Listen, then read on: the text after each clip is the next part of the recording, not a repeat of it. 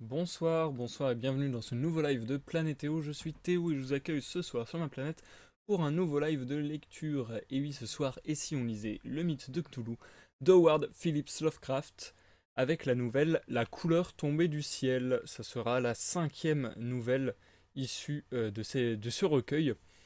Et donc, ça sera la cinquième sur 6. En effet, le prochain live sera le dernier sur cette œuvre de Lovecraft, sur ce mythe de Cthulhu. Je rappelle que ce recueil a été formé par les éditeurs. Enfin voilà, c'est posthume très très largement. Donc voilà, c'est pas du tout Lovecraft qui a décidé d'organiser ça sous l'appellation mythe de Cthulhu. En tout cas, d'après ce que je sais, si ça se trouve je me trompe complètement, mais je le pense. Voilà. Donc voilà, tout ça pour dire que grosso modo, il y a 6 nouvelles de Lovecraft qui ont été compilées sous cette appellation. Et donc nous en avons déjà lu 4, nous lisons la cinquième ce soir et la sixième la prochaine fois. Voilà, comme ça j'ai déjà fait un bon début bien embrouillant. C'est bien. Si vous nous regardez sur YouTube, sachez qu'il s'agit d'une rediffusion d'un live Twitch. De ce fait, je vais parler avec le chat pendant une petite introduction ainsi que quelques pauses lors de la lecture. Donc si ça vous intéresse pas, si vous préférez passer directement à la lecture, n'hésitez pas à vous rendre dans la description de la vidéo où vous trouverez directement des timecodes pour tout simplement naviguer facilement entre les paragraphes. Enfin, non, je ne trouve pas les mots. Je fais le début le plus confus de ma carrière streamesque, n'est-ce pas? Bref, si vous voulez aller directement à la lecture, pour faire simple. Et sur ce, nous allons commencer donc ce live, comme d'habitude, par une petite introduction, le temps de laisser les gens arriver, les gens qui voudraient suivre la lecture. Et voilà, faire une petite intro, parler un peu de mes projets perso, éventuellement de choses que j'aimerais vous partager. J'ai fait ça la dernière fois, alors je l'ai fait de manière très courte, mais je pense que je vais peut-être instaurer ça de manière plus je ne trouve plus les mots. Décidément, ce début de live est vraiment catastrophique. De manière plus récurrente, on va dire. Mais grosso modo, j'aimerais bien faire une petite, entre guillemets, chronique dans les intros. Avec, entre guillemets, les bons conseils ou enfin quelque chose comme ça, quoi. Tout simplement, vous dire les choses que j'ai pu voir, que j'ai pu écouter, que j'ai pu lire et que je trouve cool et que je vous conseille. Voilà, tout simplement. Et du coup, on a Wakina qui est déjà parmi nous. Bienvenue Wakina, bonsoir à toi, comment vas-tu? Comment vas-tu? Pour une fois, je vais pouvoir suivre ton live tranquillou. Ah, pourquoi ça? T'as pas de lag comparé à d'habitude, c'est ça? Et du coup, pour te répondre, j'avais déjà montré lors de vieux live, mais du coup, pour te répondre, mon marque-page, c'est un petit dragon qui a été produit lors de la lors du crowdfunding, donc du financement participatif, pour un livre qui s'appelle attendez,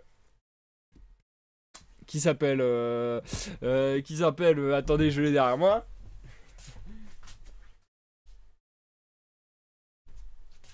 Une histoire de dragon et qui a été dessiné par Thibaut Colomb de Franciosi. Voilà, je vous le remontre. Et du coup, je vous montre le nom et le lien, comme ça, si je peux faire une petite pub pour quelqu'un de talent, ça fait toujours plaisir. Voilà, voilà. Et donc, ouais, bah c'est un dessinateur très très doué et ce qu'il fait en général est super stylé. Et d'ailleurs, il y a le tome 2 d'une histoire de dragon qui est en train de sortir, ce me semble. En tout cas, le projet était sur Ulule il y a peu de temps. Et donc voilà, j'avais aidé entre guillemets à financer le premier projet. Le deuxième, j'ai pas suivi parce que je commence à être un peu à court d'argent, je vous avoue là, ça commence un peu à être la misère. Mais bon, si j'avais pu, je l'aurais fait parce que franchement, il est très doué. Et du coup, pour te répondre, Wakina, je ne sais pas mentir et puis je prône l'honnêteté, donc voilà. Je vous avoue que là, ça va pas très très bien ce soir. C'est peut-être pour ça aussi que je suis en train de galérer à faire cette intro. Genre avant le live, j'étais en mode oh là là, est-ce que je vais savoir live? Je suis un peu en PLS ce soir, n'est-ce pas? Mais bon, tout simplement, pour une bonne raison, entre guillemets. C'est que, bah ça, je vous en avais déjà plus ou moins parlé, mais grosso modo, j'ai fait une très grosse dépression en la fin d'année 2017 et début d'année 2018. Et on va dire que c'est un peu les répercussions de ça ces temps-ci, où ça continue à forcément trotter dans ma tête. Et euh, autre chose qui m'a mis un peu dans cet état, bizarrement, c'est la chose que je vais vous conseiller. J'ai commencé depuis 2 jours à regarder la série BoJack Horseman.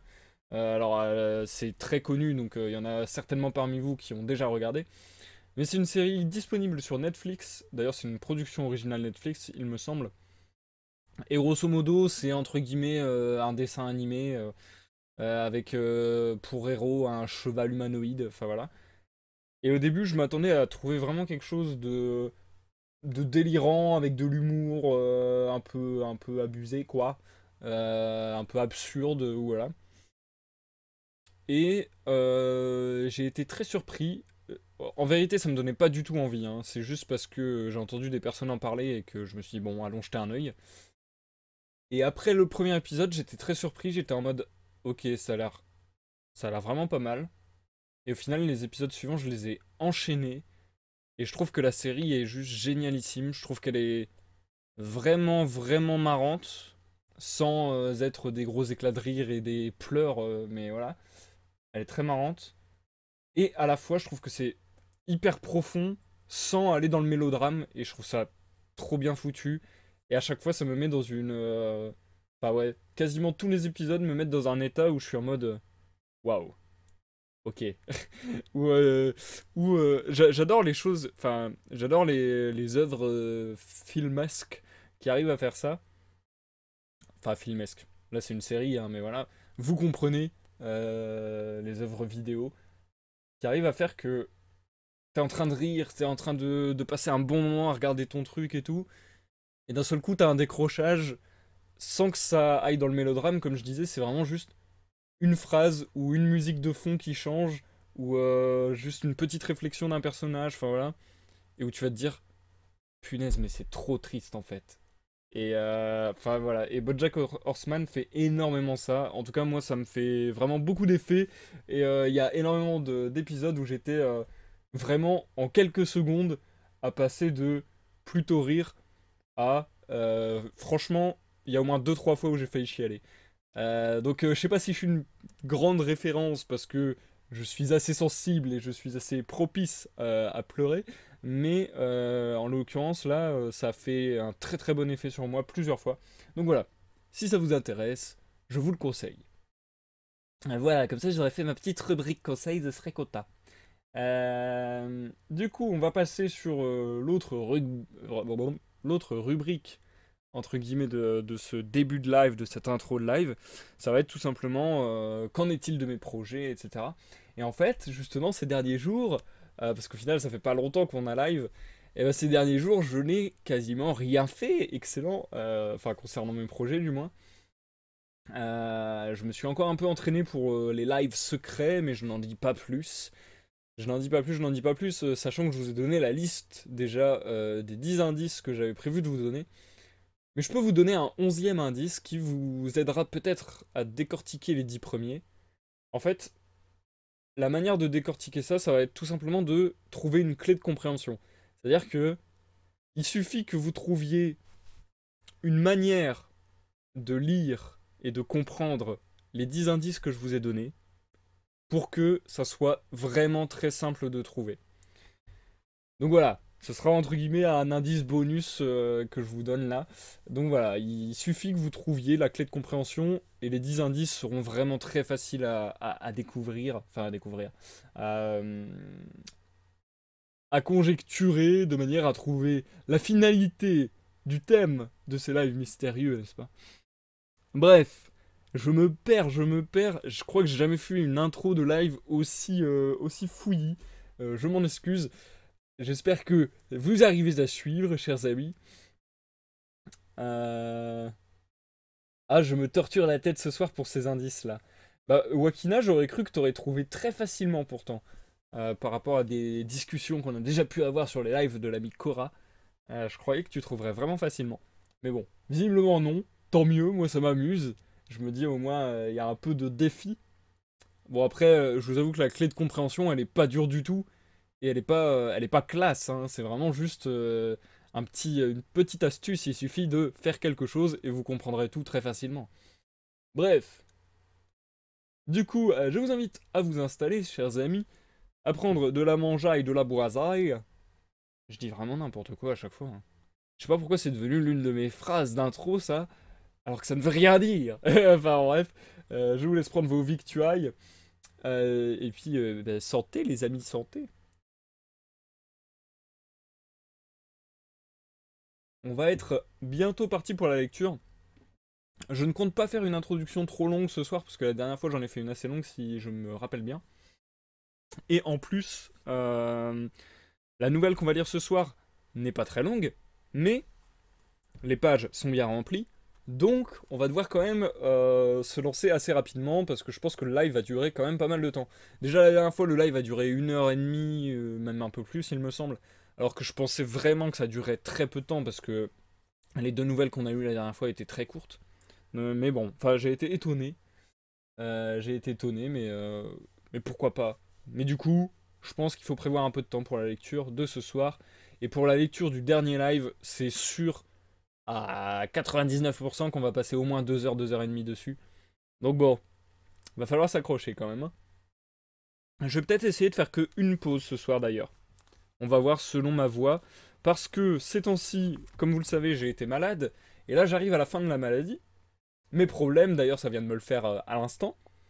Problème, c'est que une fois de temps en temps, donc là je suis plus malade quasiment, j'ai plus mal à la gorge du moins. C'est juste qu'une fois de temps en temps, je vais sentir que ma gorge est sèche. Et du coup, juste en respirant, eh ben, ça va me donner envie de tousser. Et c'est insupportable. Ça fait un assèchement dans ma gorge quand je vais respirer une fois de temps en temps. Et du coup, voilà, ça me donne terriblement envie de tousser. Donc, j'espère que ça va pas arriver pendant la lecture ou pas trop, parce que je trouve que ça pourrait vraiment gâcher la fluidité du récit. Mais bon, voilà. Je vais essayer de donner le meilleur de moi-même, n'est-ce pas? Et d'ailleurs, je sais pas pourquoi je pense à ça, enfin, bon, ça m'est venu comme ça. Mais tout à l'heure, je suis passé sur la chaîne et les commentaires de la chaîne. Et vous m'avez laissé pas mal de commentaires ces temps-ci que j'ai trouvé vachement agréable et vachement cool. Donc merci à vous, ça fait super plaisir.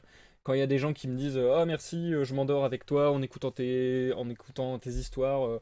Ah merci, je suis dans le train ou dans ma voiture le matin en écoutant tes lectures. Ou merci, j'en ai besoin pour les cours, même si, attention, il faut que vous fassiez bien vos devoirs et non pas que vous satisfaisiez de simplement m'écouter. Attention. Mais voilà, je vois que ça aide pas mal de gens aussi pour les cours et tout, donc je suis assez content de me dire que ça a une utilité tout ça. Et du coup, Gaël qui nous dit tu nous offres une pinte, j'ai bien entendu.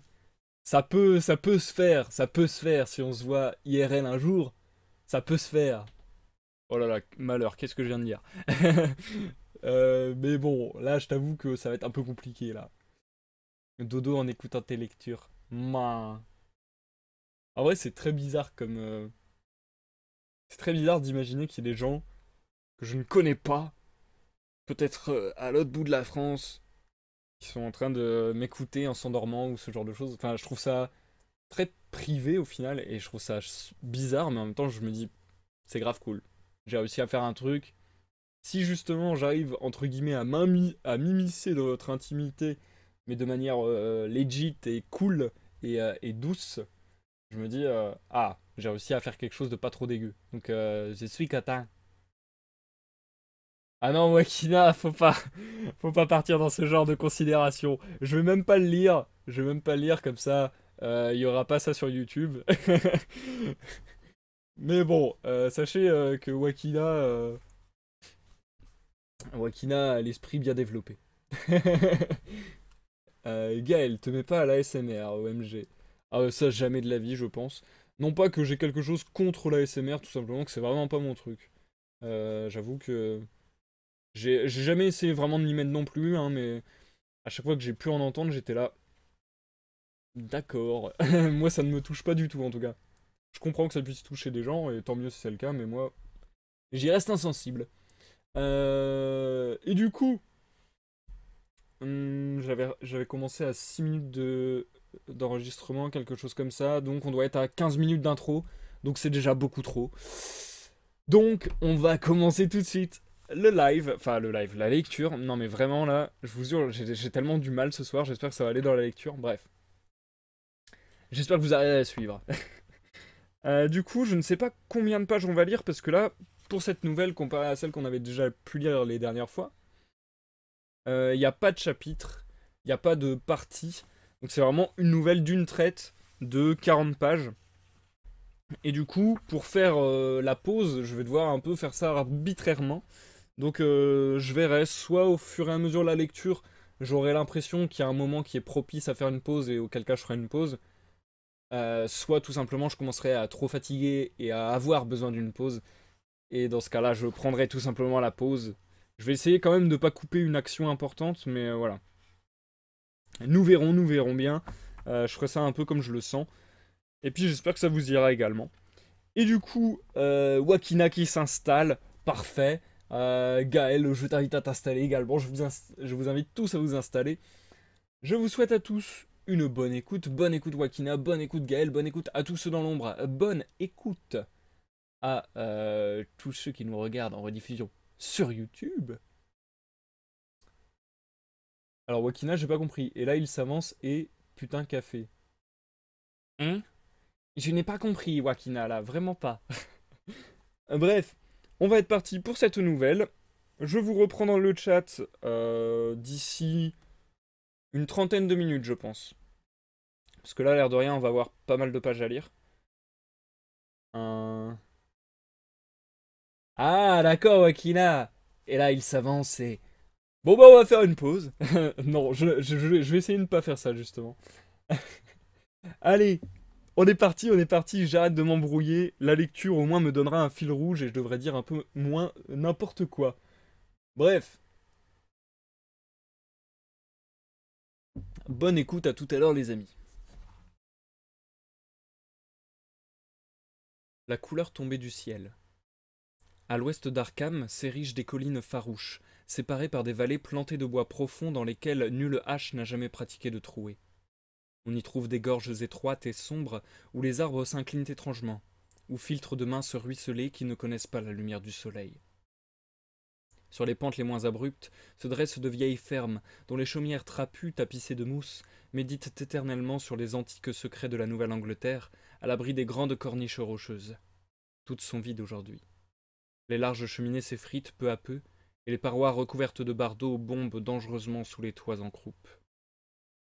Les anciens occupants s'en sont allés, et les étrangers n'aiment pas vivre en ce lieu. Des Canadiens français, des Italiens, des Polonais ont essayé de s'y installer, mais n'ont pas tardé à partir. Ce qui les a chassés, ce n'est rien qu'ils aient pu voir, entendre ou toucher, c'est ce qu'ils ont pu imaginer. Le pays est funeste à l'imagination, et il n'apporte point de rêves reposants. Ce doit être pour ce motif que les étrangers s'en écartent, car Ami Pierce ne leur a jamais rien raconté de ses souvenirs des jours étranges. Ami n'a plus toute sa tête depuis bien des années. C'est le seul qui soit resté là, le seul qui ose parler des jours étranges.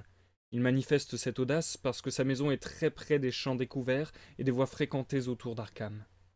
Jadis, une route franchissant collines et vallées traversait en droite ligne l'emplacement actuel de la lande foudroyée. Puis, les gens ayant cessé de l'utiliser, on en traça une autre, qui s'incurve considérablement vers le sud. On trouve encore des traces de l'ancienne route parmi les herbes folles qui recommencent à pousser. Certaines persisteront encore lorsque la moitié des vallées aura été inondée pour constituer le nouveau réservoir. Alors les bois sombres seront abattus, et la lande foudroyée sommeillera sous les eaux profondes dont la surface azurée reflètera le ciel et se ridera sous la brise. Les secrets des jours étranges ne feront plus qu'un avec les secrets du gouffre, avec le savoir caché de l'antique océan, avec tout le mystère des premiers âges du monde. Lorsque je partis pour les vallées et les collines afin de lever le plan du réservoir projeté, on m'informa que ces lieux étaient maudits. Cet avertissement me fut donné à Arkham, comme c'est une très vieille ville pleine de légendes de sorcières. J'attribuai la malédiction à des racontars de grand-mère transmis de génération en génération au cours de plusieurs siècles. L'expression lande foudroyée me sembla particulièrement mélodramatique, et je me demandais comment ces puritains avaient pu l'inclure dans leur folklore. Néanmoins, lorsque je vis à l'ouest ce fouillis de gorges et de pentes, je ne pensais plus qu'à son antique mystère. L'ombre s'y embusquait à longueur de journée. Les arbres y poussaient en rangs serrés, et leurs troncs étaient beaucoup trop gros pour un bois normal de la Nouvelle-Angleterre. Un trop grand silence régnait dans les allées obscures qui les séparaient. Le sol était recouvert d'une couche trop molle de mousse humide et de feuilles putréfiées depuis des années. Dans les espaces découverts, le long de l'ancienne route, se dressaient de petites fermes à flanc de collines. Certaines avaient gardé tous leurs bâtiments intacts, d'autres n'en conservaient qu'un ou deux, d'autres encore se réduisaient à une cheminée solitaire ou à une cave qui se comblait rapidement. Les ronces et les mauvaises herbes envahissaient le terrain, des animaux sauvages se déplaçaient furtivement dans les broussailles. Le décor baignait dans une brume d'inquiétude accablante, on y discernait une note d'irréalité grotesque, comme si un élément essentiel de perspective ou de clair-obscur eût été faussé. Je ne m'étonnais plus que les étrangers eussent refusé de demeurer dans cette région qui n'était point faite pour le sommeil. Elle ressemblait trop à une gravure sur bois, illustrant un conte fantastique. Cependant, la lande foudroyée l'emportait en horreur sur tout le reste. Je la reconnus au premier coup d'œil, au fond d'une large vallée, car nul autre nom n'aurait mieux convenu à ce lieu, et nul autre lieu n'aurait mieux porté ce nom. On aurait pu croire que le poète avait forgé cette expression après avoir vu ce désert. Tout en le contemplant, je me dis qu'il avait dû être ravagé par un incendie, mais dans ce cas, pourquoi nulle végétation n'avait-elle repoussé sur ces 2 hectares de désolation grise étalée sous le ciel, comme une immense tache creusée par un acide rongeur au milieu des champs et des bois? Elle se trouvait au nord de l'ancienne route, mais empiétait légèrement sur l'autre côté. J'éprouvai une étrange répugnance à m'en approcher, et pourtant je finis par m'y résigner, car mon travail m'obligeait à la traverser. Je n'y discernais pas la moindre trace de végétation. Partout régnait une fine poussière grisâtre que nul vent ne semblait jamais soulever. Les arbres rabougris du voisinage dépérissaient, plusieurs troncs morts, debout ou couchés, bordaient son périmètre. Tandis que j'avançais à pas pressés, j'aperçus à ma droite les pierres et les briques écroulées d'une cheminée et d'une cave, ainsi que la noire ouverture béante d'un puits abandonné dont les vapeurs stagnantes prenaient d'étranges teintes au soleil. La longue pente couverte de bois profond qui s'étendait à l'autre extrémité de la lande me parut agréable par contraste, et je ne m'étonnais plus des propos apeurés que murmuraient les habitants d'Arkham. Je n'avais vu ni maison ni ruine à proximité. De tout temps, ce lieu avait dû être solitaire. Au crépuscule, n'osant pas affronter une deuxième fois le sinistre désert, je regagnai la ville par la nouvelle route incurvée vers le sud, pardon. Je me surpris à souhaiter vaguement la venue de quelques nuages, car le vide des abîmes célestes au-dessus de moi avait empli mon âme d'une bizarre inquiétude. Dans la soirée, j'interrogeai certains vieillards d'Arkham au sujet de la lande foudroyée, et leur demandai ce qu'ils entendaient par les mots jours étranges que tant d'entre eux chuchotaient d'un ton évasif. Je n'obtins aucune réponse satisfaisante, néanmoins j'appris que le mystère était beaucoup plus récent que je ne l'imaginais. Il ne s'agissait pas d'une vieille légende, mais de faits contemporains des gens qui me parlaient. Il s'était produit peu après 1880. Une famille entière avait disparu, ou avait été tuée. Mes interlocuteurs ne voulaient rien préciser, et, comme ils m'avaient tous recommandé de ne prêter aucune attention aux folles histoires du vieux Pierce, j'allais lui rendre visite dès le lendemain matin, après avoir appris qu'il vivait seul dans une chaumière branlante à l'endroit précis où les bois deviennent plus touffus. La vieille demeure commençait à exhaler cette odeur malsaine qui s'attache aux maisons bâties depuis trop longtemps. Je dus frapper avec insistance avant d'éveiller Amy Pierce, et lorsqu'il eut gagné la porte d'un pas traînant, je compris à son air gêné qu'il n'était pas très content de me voir. Il paraissait moins décrépit que je ne l'aurais cru, mais il tenait les yeux constamment baissés. De plus, ses vêtements en désordre et sa barbe blanche lui donnaient un aspect lugubre. Ne sachant trop comment m'y prendre pour lui faire entamer son récit, je prétendis être venu le consulter à propos de mon travail d'arpentage et lui poser de vagues questions sur le pays. Il était beaucoup plus intelligent et instruit qu'on ne me l'avait donné à entendre. Avant que je m'en fusse rendu compte, il avait compris le sujet mieux que tous les habitants d'Arkham avec lesquels je m'étais entretenu. Il différait des autres paysans que j'avais connus dans les régions où l'on devait installer des réservoirs. Il ne protestait pas contre le projet qui allait anéantir une grande étendue de bois et de champs, peut-être parce que sa chaumière se trouvait en dehors des limites du lac futur. Au contraire, il manifesta un immense soulagement en apprenant que les antiques vallées où il avait erré toute sa vie étaient condamnées. Il valait mieux qu'elle soit sous l'eau, déclara-t-il. Oui, il valait mieux qu'elle soit sous l'eau après ce qui s'était passé pendant les jours étranges. À la suite de ce préambule, sa voix enrouée devint un faible murmure, tandis qu'il se penchait en avant et pointait devant lui l'index tremblant de sa main droite pour donner plus de poids à ses paroles. Ce fut alors que j'entendis l'histoire, et, pendant que la voix chevrotante exposait son récit décousu, je frissonnai à maintes reprises malgré la chaleur de cette journée d'été. Plusieurs fois, je dus couper court aux digressions du conteur, compléter certains détails scientifiques que sa mémoire affaiblie avait retenus sans les comprendre, à la manière d'un perroquet, combler des brèches lorsqu'il sombrait dans l'incohérence. Quand il eut terminé, je compris pourquoi il n'avait plus toute sa raison et pourquoi les gens d'Arkham répugnaient à parler de la lande foudroyée. Je me hâtai de regagner mon hôtel avant le crépuscule, peu désireux de voir surgir les étoiles au-dessus de moi en terrain découvert. Le lendemain, je rentrai à Boston pour donner ma démission. Il m'eût été impossible de pénétrer de nouveau dans ce fouillis obscur de pentes boisées, d'affronter une deuxième fois cette étendue grisâtre où béait le puits noir à côté d'un amas de pierres et de briques.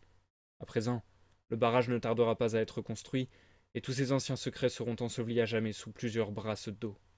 Mais même alors, je crois que je n'aimerais pas visiter le pays de nuit, surtout quand les sinistres étoiles scintillent dans le ciel, et rien ne saurait m'amener à boire l'eau du nouveau réservoir d'Arkham. D'après Amy Pierce, tout avait commencé avec la météorite. Jusqu'alors, il n'y avait pas eu la moindre légende depuis les procès des sorcières, et même à cette époque, ces bois occidentaux étaient bien moins redoutés que la petite île du Miskatonic, où le diable tenait sa cour à côté d'un curieux hôtel de pierre plus vieux que les Indiens. Ils n'étaient pas hantés, et leur extraordinaire pénombre n'inspirait nul effroi avant la venue des jours étranges. Puis, il y avait eu ce nuage blanc en plein midi, cette série d'explosions dans l'air, cette colonne de fumée issue de la vallée au cœur des bois. Au coucher du soleil, toute la ville d'Arkham savait qu'un gros rocher était tombé du ciel pour s'enfoncer à côté du puits dans la cour de la ferme de Nahum Gardner. C'était la maison qui se trouvait alors sur l'emplacement de la lande foudroyée, coquette demeure aux murs blanchis à la chaux, entourée de vergers et de jardins fertiles. Nahum s'était rendu à Arkham pour annoncer la nouvelle. Il en avait fait part à Amy Pierce en passant devant chez lui. Amy avait 40 ans à cette époque, et tous ces événements bizarres s'étaient fortement gravés dans son esprit. Accompagné de sa femme, il avait suivi les 3 professeurs de l'université de Miskatonic qui, le lendemain matin, s'étaient empressés d'aller examiner l'étrange visiteur venu des espaces interplanétaires. À la vue de la pierre, ils s'étonnèrent que Nahum l'eût qualifiée de grosse. Le fermier déclara qu'elle avait rapetissé depuis Le fermier déclara qu'elle avait rapetissé depuis la veille, tout en montrant du doigt le monticule brunâtre au-dessus de la terre éventrée et de l'herbe calcinée, près du puits archaïque de la cour. Mais les savants répondirent que les pierres ne rapetissent pas. Le météorite gardait toute sa chaleur, et Nahum affirma qu'il avait émis une faible clarté au cours de la nuit. Les professeurs frappèrent la pierre avec un marteau de géologue et la trouvèrent étrangement molle, si molle, en vérité, qu'elle était presque plastique. Ils durent la creuser au lieu de l'ébrécher pour en retirer un spécimen qu'ils emportèrent à l'université afin de le soumettre à divers réactifs. Ils le placèrent dans un seau emprunté à la cuisine de Nahum, car même ce petit fragment refusa de se refroidir. En route, ils s'arrêtèrent chez Amy pour se reposer et prirent un air pensif lorsque Madame Pierce leur fit observer que le spécimen rétrécissait et brûlait le fond du seau. En fait, il n'était pas très grand, mais peut-être en avait-il pris moins qu'il ne le croyait. Le lendemain, tout ceci se passait en juin 1882, les professeurs étaient revenus, très agités. En passant devant la chaumière d'Amy, ils lui racontèrent la manière bizarre dont le spécimen s'était comporté et comment il s'était volatilisé quand il l'avait mis dans un verre à expérience. Le verre s'était volatilisé lui aussi, et les savants parlèrent de l'affinité de l'étrange pierre avec le silicium. Dans ce laboratoire si bien équipé, elle avait résisté à toutes les épreuves. Chauffée sur du charbon de bois, elle n'avait émis aucun gaz caché. Elle s'était montrée insensible à l'action dissolvante du borax. Aucune température, y compris celle du chalumeau oxydrique, n'avait pu la volatiliser. Martelée sur une enclume, elle s'était révélée fort malléable, et elle répandait une lueur très nette dans les ténèbres. Son entêtement obstiné à ne pas se refroidir eut au fait de mettre l'université en ébullition. Quand on la chauffa devant le spectroscope, elle étala des raies brillantes qui ne rappelaient en rien les couleurs du spectre normal. Alors, on parla beaucoup d'éléments nouveaux, de bizarres propriétés optiques, bref, de toutes ces choses que disent les savants confrontés avec l'inconnu. Toute brûlante qu'elle était, on la plaça dans un creuset pour la soumettre aux réactifs habituels. L'eau et l'acide chlorhydrique restèrent sans effet. L'acide nitrique et l'eau, régale elles-mêmes, se contentèrent de siffler et de crachoter sans entamer cette invulnérabilité torride. Amy eut beaucoup de mal à se rappeler tout ça, mais il reconnut certains dissolvants à mesure que je mentionnais leurs noms dans l'ordre usuel. On utilisa l'ammoniac, la soude caustique, l'alcool, l'éther, le bisulfite de carbone et une bonne douzaine d'autres. Le poids de la pierre diminua régulièrement, et elle sembla se refroidir un peu à mesure que le temps passait, mais nulle modification des dissolvants ne montra qu'ils avaient attaqué la substance. Tout ce que l'on put en conclure, c'est que c'était un métal. En premier lieu, elle avait des propriétés magnétiques. Par ailleurs, à la suite de son immersion dans les acides, on crut pouvoir distinguer de légères traces des figures de Winmanstatten que l'on trouve sur le fer météorique. Quand le refroidissement eut atteint un degré suffisant, on continua les réactions dans des verres, et ce fut dans un verre que l'on mit tous les fragments qui restaient du spécimen original à la suite des diverses expériences. Le lendemain matin, verres et fragments avaient disparu, sans laisser d'autres traces qu'un emplacement calciné sur l'étagère de bois où on les avait placés. Les professeurs racontèrent tout ceci à Amy lorsqu'ils s'arrêtèrent devant sa porte. Une fois de plus, il les accompagna pour examiner le messager venu des étoiles, mais sa femme resta au logis. La pierre avait bel et bien rapetissé. Tout autour de la masse brune, près du puits, se trouvait un espace vide, sauf à l'endroit où le sol s'était creusé. Alors qu'elle mesurait 2,50 m de large la veille, elle atteignait à peine 2 mètres maintenant. Elle était encore brûlante, et les savants étudièrent sa surface avec curiosité tout en détachant un gros morceau avec un ciseau à froid. Tandis qu'ils creusaient profondément pour prélever le nouveau spécimen, ils constatèrent que le centre du météorite n'était pas homogène. Ils avaient mis à découvert ce qui semblait être la surface d'un gros globule encastré dans la substance. Sa couleur, semblable à certaines raies de l'étrange spectre de la pierre, était impossible à décrire. En fait, ils employèrent le mot couleur par simple analogie. Le globule, d'une texture lustrée, paraissait creux et cassant. L'un des professeurs l'ayant frappé vigoureusement de son marteau, il éclata avec un petit bruit sec. Aucun gaz n'en sortit, et il disparut entièrement, laissant un espace sphérique vide d'environ 3 pouces. Tous les savants jugèrent que d'autres globules seraient découverts à mesure que la substance enveloppante disparaîtrait. Cette hypothèse se révéla fausse. Après avoir vainement essayé de trouver de nouveaux globules en forant la pierre, les chercheurs se retirèrent avec leur second spécimen qui, au laboratoire, se montra aussi déconcertant que son prédécesseur. Il était presque plastique, possédait chaleur, magnétisme et luminosité, se refroidissait légèrement dans des acides puissants, avait un spectre inconnu, se volatilisait dans l'air, attaquait les composés de silicium qu'il détruisait et qui le détruisaient, mais en dehors de ces caractéristiques, il ne présentait aucun trait permettant son identification, et au terme de leurs expériences, les savants se virent contraints de reconnaître qu'ils ne pouvaient le situer. Le météorite n'appartenait pas à cette terre. C'était un fragment de l'univers du dehors qui, en tant que tel, obéissait à des lois indéchiffrables. Cette nuit-là, un violent orage éclata. Le lendemain, lorsque les professeurs se rendirent chez Nahum, ils éprouvèrent une amère déception. La pierre devait posséder une propriété électrique particulière, car, ainsi que le déclara Nahum, elle avait attiré la foudre avec une étrange persistance. 6 fois en 1 heure, le fermier vit les éclairs frapper la cour de devant. Quand l'orage eut pris fin, rien ne restait auprès du vieux puits qu'une excavation au bord déchiqueté, à demi comblée par les éboulis. C'est en vain que Nahum avait creusé l'emplacement, et les savants purent constater la disparition totale du météorite. En présence de cet échec, il ne leur restait plus qu'à regagner leur laboratoire et à poursuivre leurs expériences sur leur second spécimen soigneusement enfermé dans un coffret de plomb. Ce fragment dura 1 semaine, mais l'on ne put rien apprendre de nouveau à son sujet. Il s'évanouit sans laisser la moindre trace, et à mesure que les jours passaient, les professeurs commencèrent à douter d'avoir jamais vu, autrement qu'en rêve, ce mystérieux vestige des abîmes insondables du dehors, cet étrange message d'autres univers, d'autres domaines de matière, de force, d'entité. Naturellement, les journaux d'Arkham montèrent en épingle cet incident et son parrainage universitaire. Ils envoyèrent des reporters pour interviewer Nahum Gardner, et un quotidien de Boston dépêcha également l'un de ses scribes au fermier.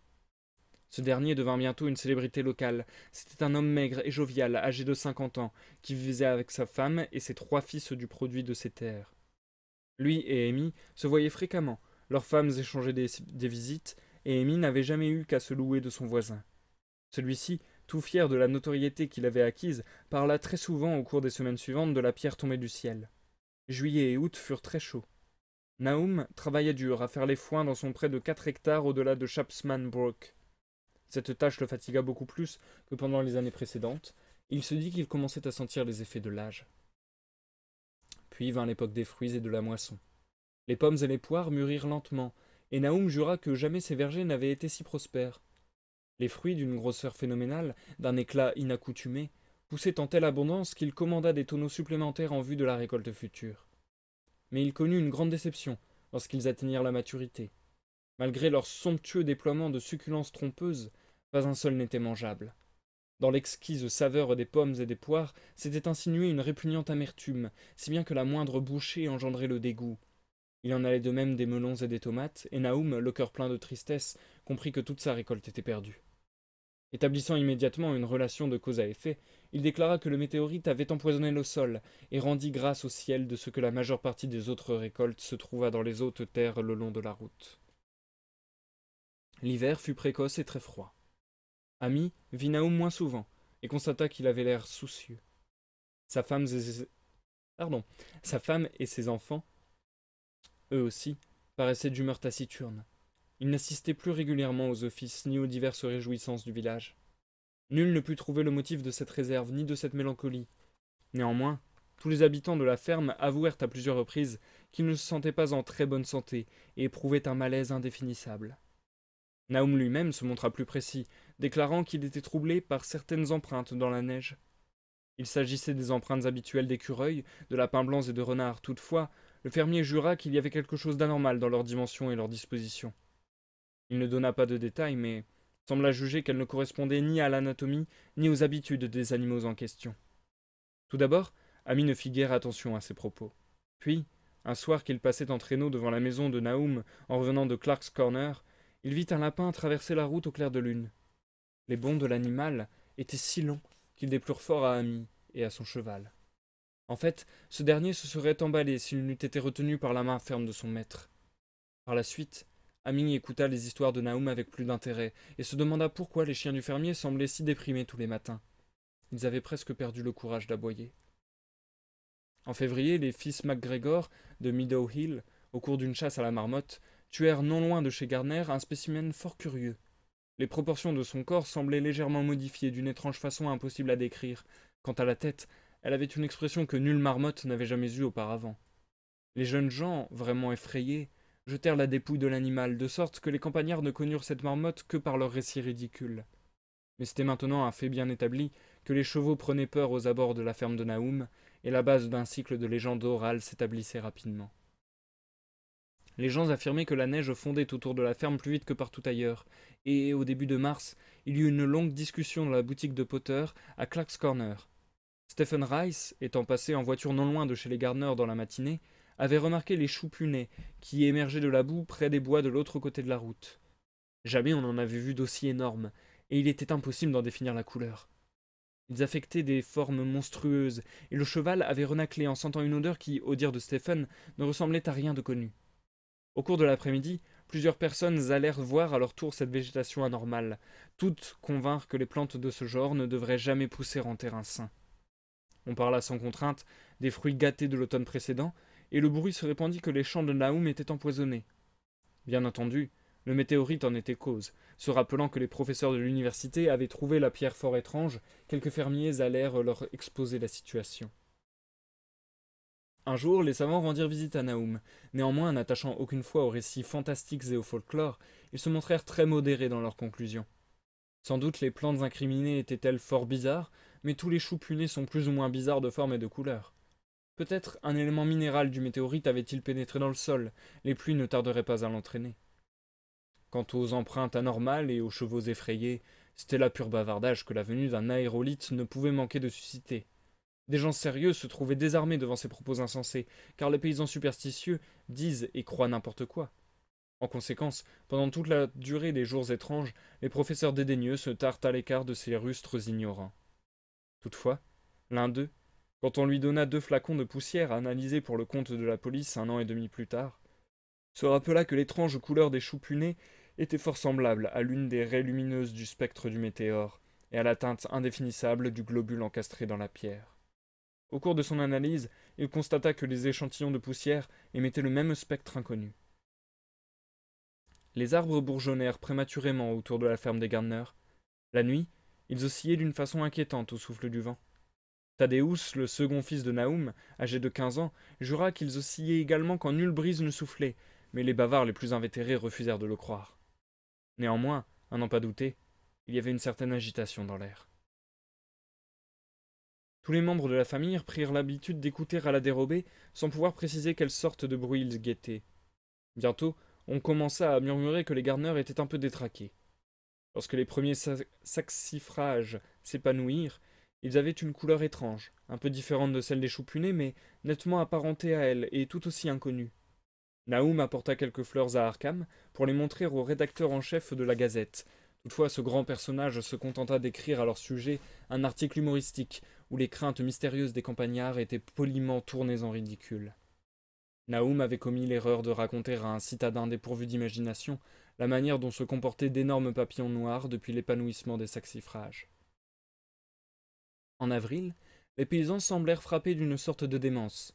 À cette époque, ils commencèrent à ne plus emprunter la route qui passait devant la ferme et qui devait être complètement abandonnée par la suite. Ce fut la végétation qui les épouvanta. Tous les arbres du verger se couvrirent de fleurs aux teintes bizarres. Sur le sol pierreux de la cour ainsi que dans le pré adjacent poussèrent des plantes curieuses que seul un botaniste aurait pu rattacher à la flore habituelle de la région.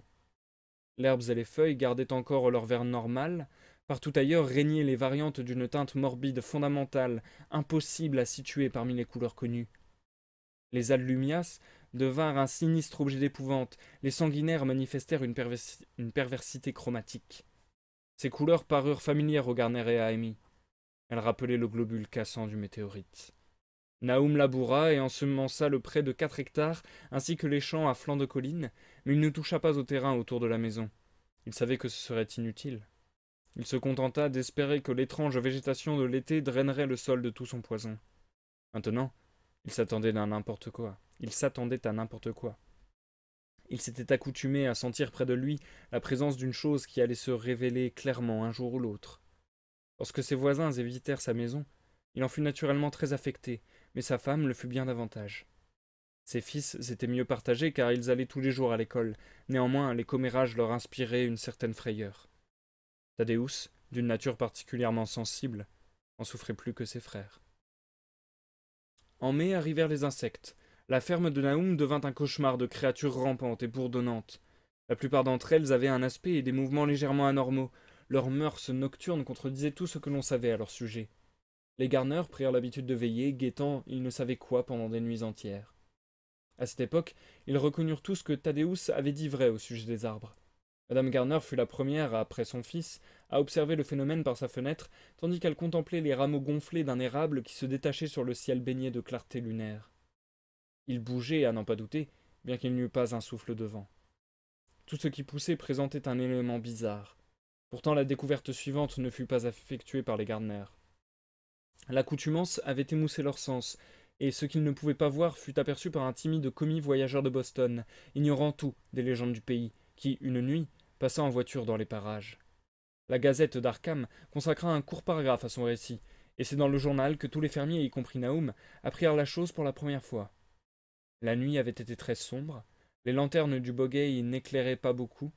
Néanmoins, autour d'une ferme de la vallée dans laquelle chacun reconnut celle de Nahum d'après certains détails, les ténèbres avaient paru moins denses. Toute la végétation, herbes, feuilles et fleurs, semblait imprégnée d'une luminosité faible, mais très nette. Par moments, un fragment isolé de cette phosphorescence se déplaçait furtivement dans la cour près de la grange. Jusqu'alors, les prés semblaient intacts. Les vaches paissaient librement à proximité de la maison. Or, vers la fin du mois de mai, le lait commença à se gâter. Alors Nahum envoya ses vaches sur les hautes terres et tout rentra dans l'ordre. Peu après, un changement très net se manifesta dans l'herbe et dans les feuilles. La verdure devenait grise et singulièrement cassante. À présent, Amy était le seul qui alla voir Nahum, et ses visites se faisaient de plus en plus rares. Quand l'école ferma ses portes, les Gardner se trouvèrent pratiquement retranchés du monde. Ils durent confier parfois à Amy le soin de faire leurs courses à la ville.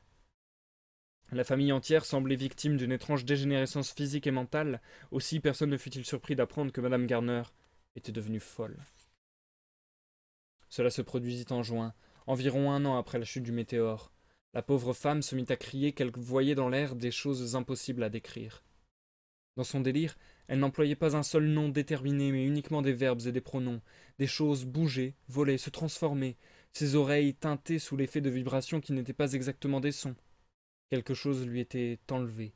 On lui arrachait quelque chose. Quelque chose s'attachait à elle. Quelqu'un devrait bien l'en débarrasser. Rien n'était immobile dans la nuit. Les murs et les fenêtres se déplaçaient. Naoum ne l'envoya pas à l'asile. Il la laissa errer à travers la maison tant qu'elle fut inoffensive pour elle-même et pour les autres, même quand l'expression de son visage commença à changer. Mais lorsque les enfants prirent peur, lorsque Thaddeus faillit s'évanouir à la vue des grimaces menaçantes de sa mère, il décida de l'enfermer dans la mansarde. En juillet, elle avait cessé de parler et se traînait à quatre pattes. Avant la fin du mois, Naoum conçut l'idée insensée qu'elle luisait légèrement dans le noir, tout comme la végétation environnante. Peu de temps auparavant, les 4 chevaux s'étaient enfuis. Mystérieusement réveillés au cours de la nuit, ils s'étaient mis à hennir et à ruer de façon terrifiante. Il semblait qu'il n'y eût pratiquement rien à faire pour les calmer, et quand Naoum avait ouvert la porte, ils s'étaient sauvés comme des daims craintifs. On les retrouva au bout d'une semaine, mais on s'aperçut alors qu'ils étaient indomptables et on dut les abattre. Naoum, ayant emprunté un cheval à Ami pour rentrer ses foins, constata qu'il refusait d'approcher de la grange. Il faisait des écarts, hennissait, restait sur place, si bien que, finalement, le fermier dut le conduire dans la cour, tandis que les hommes tiraient à bras le lourd chariot assez près du fenil pour pouvoir le décharger à la fourche. Pendant tout ce temps, la végétation devenait grise et cassante. Même les fleurs aux teintes si bizarres tournaient au gris, ainsi que les fruits, ratatinés et insipides. Gris les astères, grises les verges d'or, tous gris et affreusement déformés. Dans la cour de devant, les roses, les ignaces et les roses trémières étaient de telles horreurs que Zénas, le fils aîné de Naoum, les coupa impitoyablement. Les insectes monstrueux moururent vers cette époque, y compris les abeilles, qui avaient quitté leurs ruches pour gagner les bois. En septembre, la végétation s'émietta rapidement en poudre grisâtre. Naoum craignit que les arbres ne vinssent à mourir avant que le sol fût débarrassé du poison. Sa femme était sujette à des accès de hurlements si horribles que lui et ses fils subissaient une tension nerveuse constante. À présent, ils évitaient leurs voisins et, lorsque l'école rouvrit ses portes, les enfants restèrent à la maison. Mais ce fut Ami qui découvrit, au cours d'une de ses rares visites, que l'eau du puits n'était plus bonne. Elle avait un mauvais goût indéterminé, ni fétide ni salée, et Ami conseilla au fermier de creuser un autre puits, à flanc de colline, en attendant que le sol fût purifié. Néanmoins, Naoum ne tint aucun compte de ce conseil, car il était devenu indifférent aux choses étranges et déplaisantes. Lui et ses fils continuèrent à boire l'eau souillée avec la même apathie machinale qu'ils apportaient à manger leurs maigres repas mal préparés ou à faire leurs travaux ingrats et monotones. Tous manifestaient une résignation passive, comme s'ils eussent cheminé dans un autre monde, entre deux rangées de gardes anonymes, vers une mort certaine et déjà familière. Thaddeus fut frappé de folie en septembre. Après être allé au puits pour y remplir un seau, il en revint les mains vides, criant, gesticulant, secoué parfois par un rire dément, parlant à voix basse des couleurs qui bougeaient dans l'eau. 2 fous dans la même famille, c'était beaucoup, mais Naoum se montra très courageux. Il laissa le gamin en liberté pendant une semaine, jusqu'à ce qu'il commençât à trébucher et à se blesser en se cognant. Alors il l'enferma dans une autre pièce de la mansarde en face de la chambre de sa mère. Les hurlements qu'ils échangeaient à travers leurs portes terrifiaient particulièrement le petit Merwin.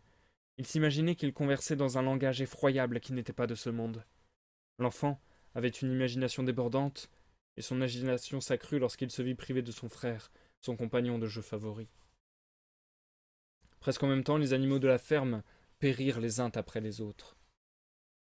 Poules et coqs devinrent grisâtres et moururent rapidement, leur chair desséchée était infecte. Les porcs grossirent démesurément, puis commencèrent soudain à subir des transformations répugnantes que nul ne put expliquer.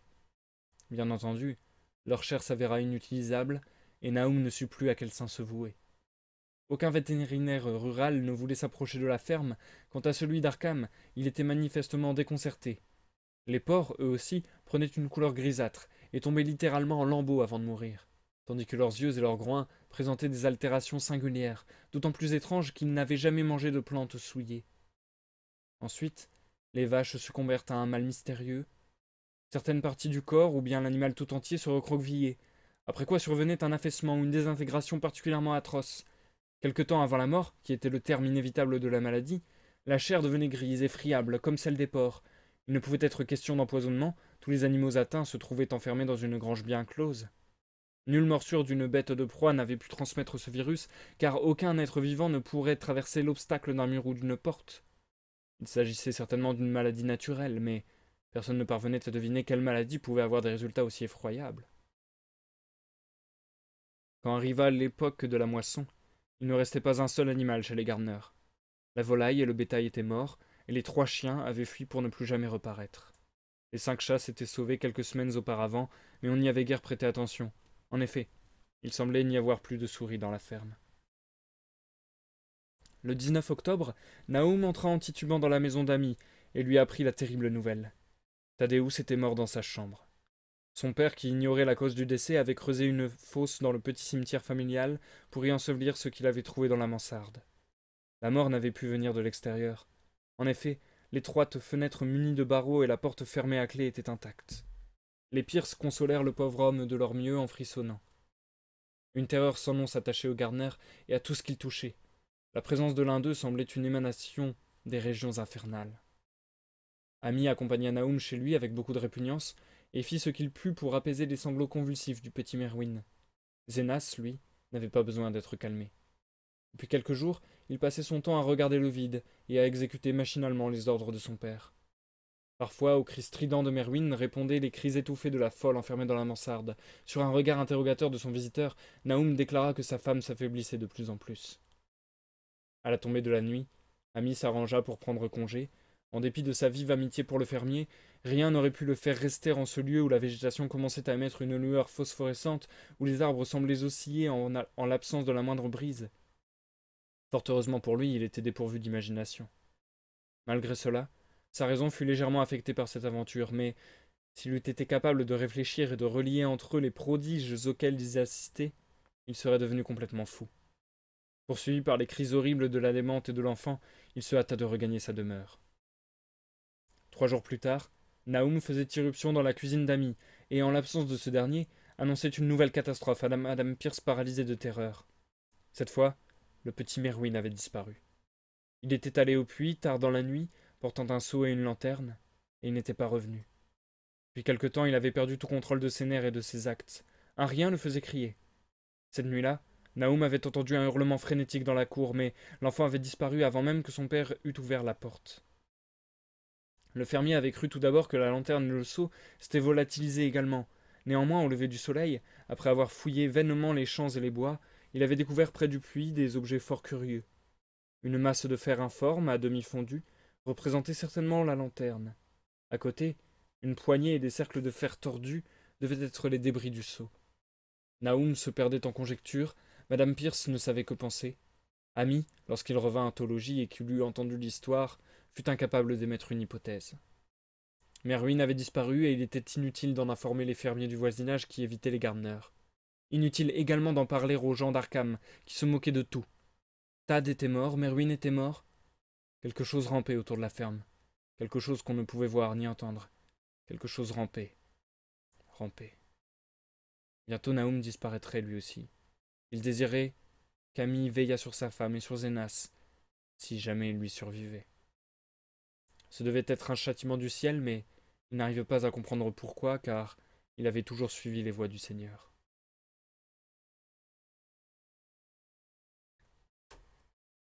Nous allons nous arrêter ici pour la première partie de cette nouvelle. Et nous allons donc marquer une courte pause, les amis.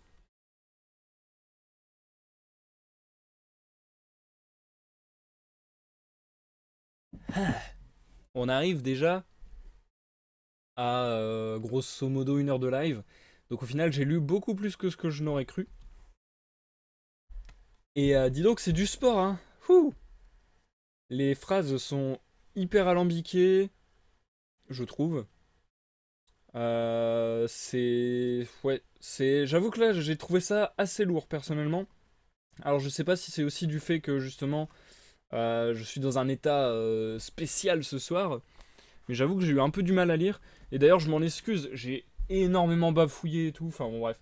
Je suis vraiment désolé.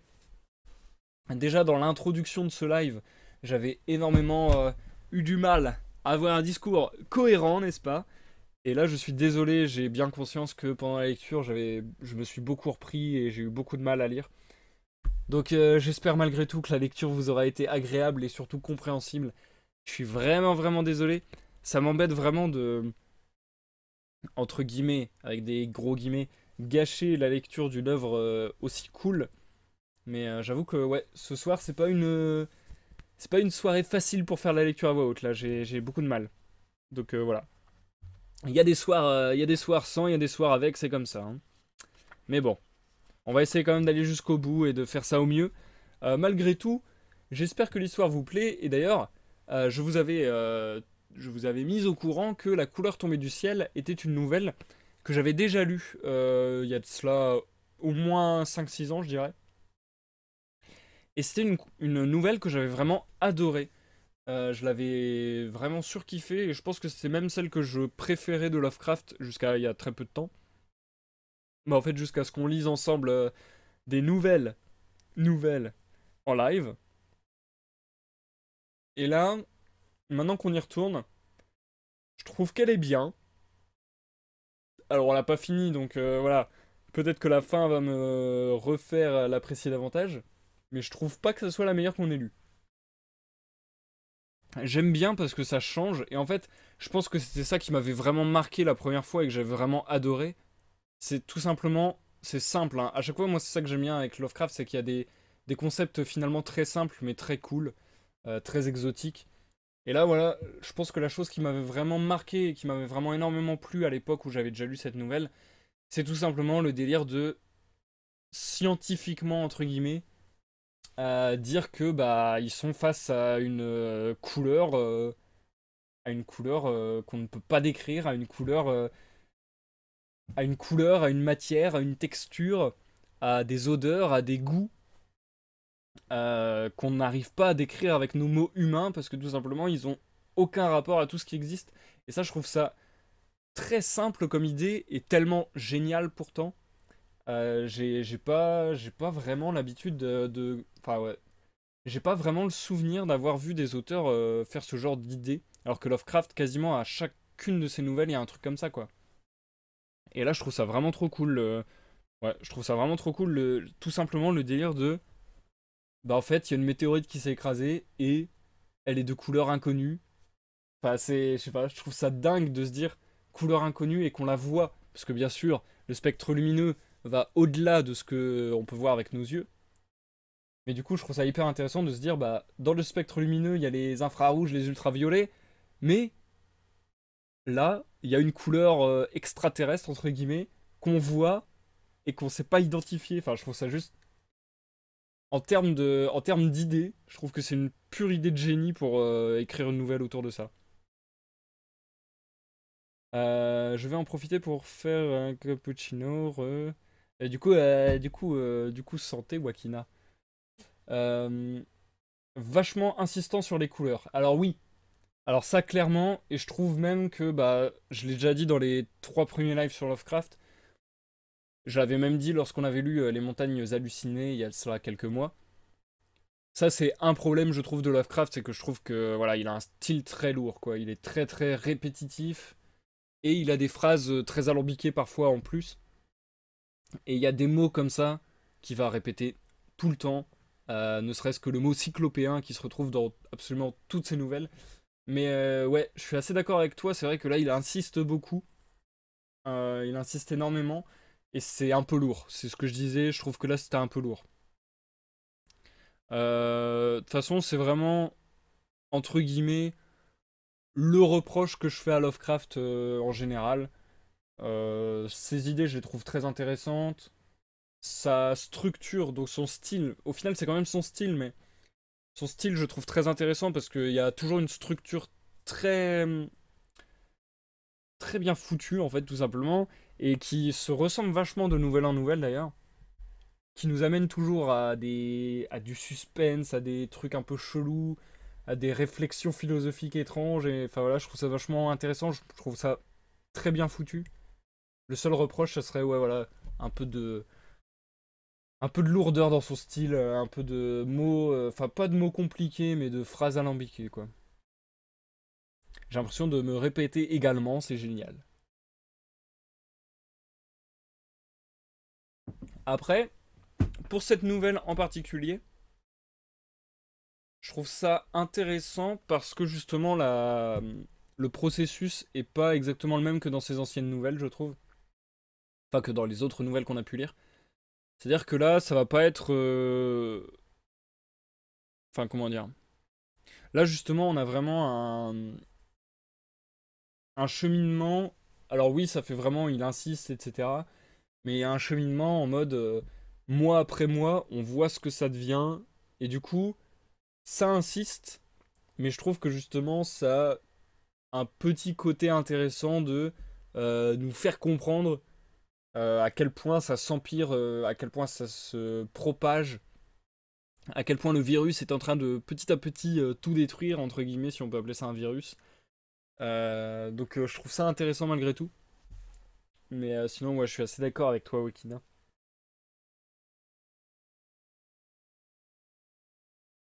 J'adore, j'adore. Là, du coup, j'ai la quatrième de couverture devant moi. Et par exemple, ils disent 6 nouvelles terrifiantes où se déchaînent des forces que l'esprit humain ne parvient même pas à concevoir. Et en fait, voilà, enfin, c'est exactement ce que je vous décris à chaque fois, mais c'est ça qui est trop bon, c'est tellement. Waouh! C'est tellement un truc. What the fuck que c'est vraiment stylé, je trouve. J'ai remarqué que je disais cette expression à peu près à tous les lives. What the fuck, c'est quand même un truc de malade. Et du coup, à Wakina, bah, je suis content avec toi. Insisterait-il pas justement pour faire comprendre un peu le temps qui passe? Je suis d'accord avec toi. D'habitude, je trouve qu'il se répète beaucoup pour.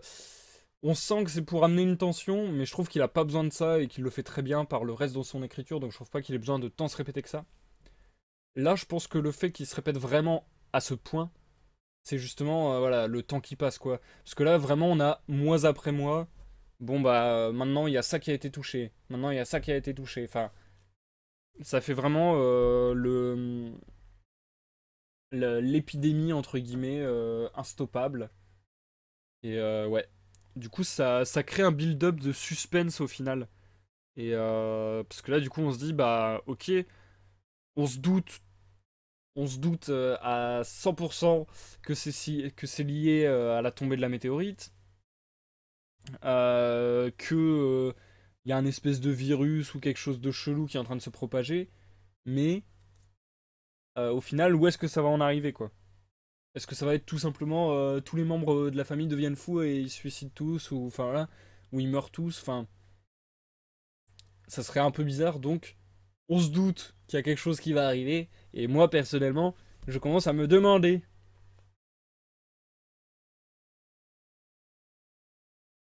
Ouais, bah Wakina, en fait, on voit exactement la chose de la même manière. Donc, comme quoi, au final, même si le style de Lovecraft est un peu rébarbatif, etc., et comme quoi, ça fonctionne, puisqu'au final, on en vient aux mêmes conclusions sur son texte. Donc, c'est que il arrive malgré tout à bien fournir son effet.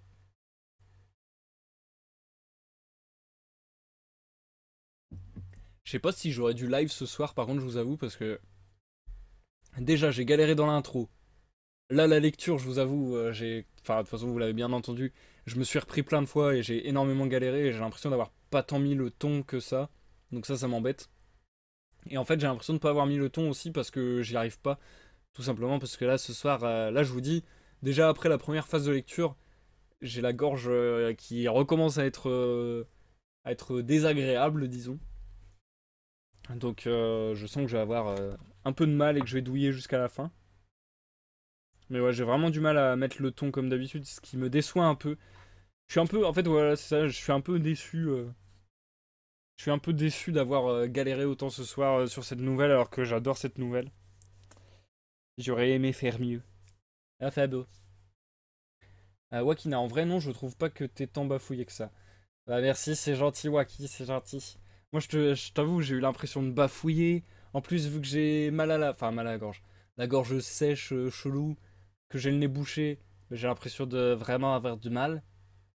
J'ai l'impression de pas avoir mis le ton. Enfin, d'habitude, je fais ça bien mieux. Enfin, j'ai l'impression. C'est comme quelqu'un m'avait commenté sur Peter Pan il y a de cela 2 jours, je crois, sur la lecture de Peter Pan.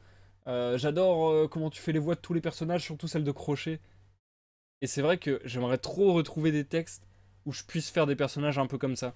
Parce que je trouve ça hyper marrant à faire. Les lectures de Alice au Pays des Merveilles et de Peter Pan, même de Frankenstein d'ailleurs, et de Dracula. Pour faire les voix, je trouve ça trop trop bien, j'adorais ça. Et là, vu que j'ai fait beaucoup de poésie ces temps-ci, et du Lovecraft, et que dans enfin, en général, dans les textes de Lovecraft, il y a très très peu de dialogue, c'est quasiment que des descriptions.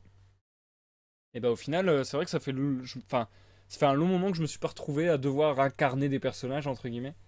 Donc c'est dommage. C'est vrai que ça me manque un peu pour le coup. Faudrait que j'en relise.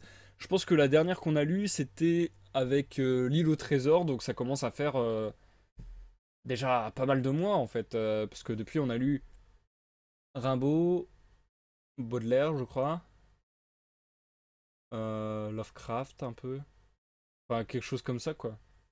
Donc ouais, il faudrait que je retrouve déjà, parce que ça pour le coup dans ma liste, je suis pas sûr qu'il y en ait. Il faudrait que je retrouve des bouquins dans ce genre-là, un peu soit des contes, soit des récits fantastiques, euh, littérature entre guillemets jeunesse. Je voulais lire Pinocchio, je l'ai déjà lu enfin je l'ai déjà lu en privé, mais j'aurais bien aimé vous lire Pinocchio aussi. Je sais pas si c'est possible par contre. Je sais pas s'il est dans le domaine public, mais de toute manière il faudrait que je me le fournisse. Et comme je vous l'ai dit, là je commence à être un peu à la ramasse. En fait, je vous avoue que là dans les temps à venir, les lives ça va être un peu compliqué parce que j'ai plus trop de textes d'avance à vous lire. Et donc il faut que je trouve des idées. Et en plus de trouver des idées, eh ben faut que je trouve les moyens de les acheter parce que je suis un peu à plat. Donc, ouais. Dans les temps à venir, ça va pas être évident les lives de lecture, je vous avoue. Euh, Ce qui a été une raison supplémentaire, en plus du fait que Lovecraft ça soit des nouvelles, donc c'est un peu particulier à organiser en live. Mais ça a été une raison supplémentaire à ce que je fasse une nouvelle par live, de manière à ce que on prenne un peu de temps sur Lovecraft et que voilà, j'ai le temps de retrouver autre chose. D'ailleurs, j'ai bien fait, je pense, parce qu'au final, les lives de Lovecraft ne durent pas si peu de temps que je ne l'aurais cru. Et du coup, Wakina qui propose les Eragon, ça aurait pu m'intéresser. Après, franchement, je les ai jamais lus, hein, mais du peu que j'en sais, je pense pas que ça m'aurait transcendé. Je pense que j'aurais pu apprécier, mais sans plus, disons. Malheureusement, les Eragon sont sortis assez récemment, donc du coup, ils sont clairement pas dans le domaine public. Enfin, en tout cas, de ce que je sais, si je dis pas de bêtises, ils sont sortis il y a pas longtemps, donc ça m'étonnerait. Du coup, on a un peu moins de pages à lire pour finir ce live et pour finir cette nouvelle. Je pense qu'on va s'y remettre assez rapidement. Alors, Wakina, les bouquins sont sympas, mais ça reste du livre d'ado, quoi. Ouais, voilà.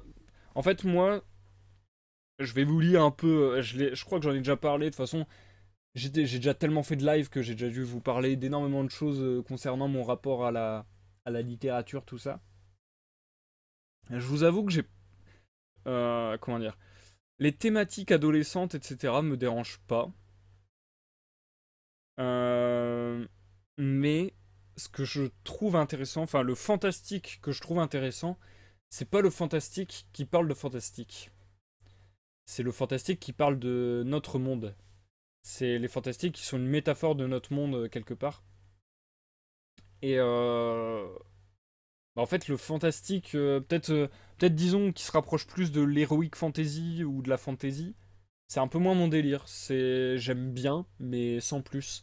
Quand derrière il y a on va dire un message, enfin pas un message, mais des entrées philosophiques entre guillemets, je trouve ça vraiment plus intéressant, beaucoup plus intéressant. D'ailleurs, c'est pour ça que j'aurais adoré vous lire du Roger Zelazny, qui est l'un de mes auteurs préférés. Et je trouve ses textes juste génial dans ce sens-là. Mais non, ce n'est pas du tout dans le domaine public. Alors, Wakina, je pourrais te filer quelques rêves que j'ai si tu veux, au cas où ça peut t'intéresser. Bah ouais, carrément, carrément, Wakina. Parce que je te dis, moi je prends toutes les suggestions. Dès que vous me faites une suggestion, d'ailleurs si vous me regardez sur YouTube et que vous voulez me faire une suggestion en commentaire, n'hésitez pas. Dès que vous me faites une suggestion, je l'ajoute à ma liste de bouquins en attente, on va dire. Et après je vais vérifier sur internet si ils sont dans le domaine public, s'ils peuvent m'intéresser, et ainsi de suite. Donc n'hésite pas Wakina. Au contraire, ça m'aiderait même. Je suis largement preneur.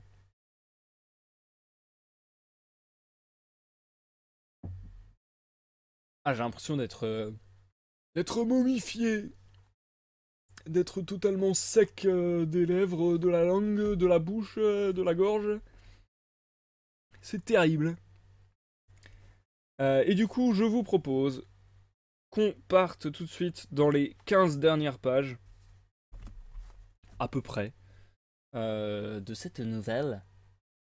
Mange du miel, j'avoue, mais en plus, enfin, dès que je suis malade, je bouffe des quantités de miel astronomiques. Et là, aujourd'hui, je me suis dit qu'il fallait que j'en prenne et je n'y ai pas pensé. Parce que je me suis dit, bon, bah non, ça va, tu commences à être vachement moins malade quand même, t'en as pas besoin. Et j'aurais dû.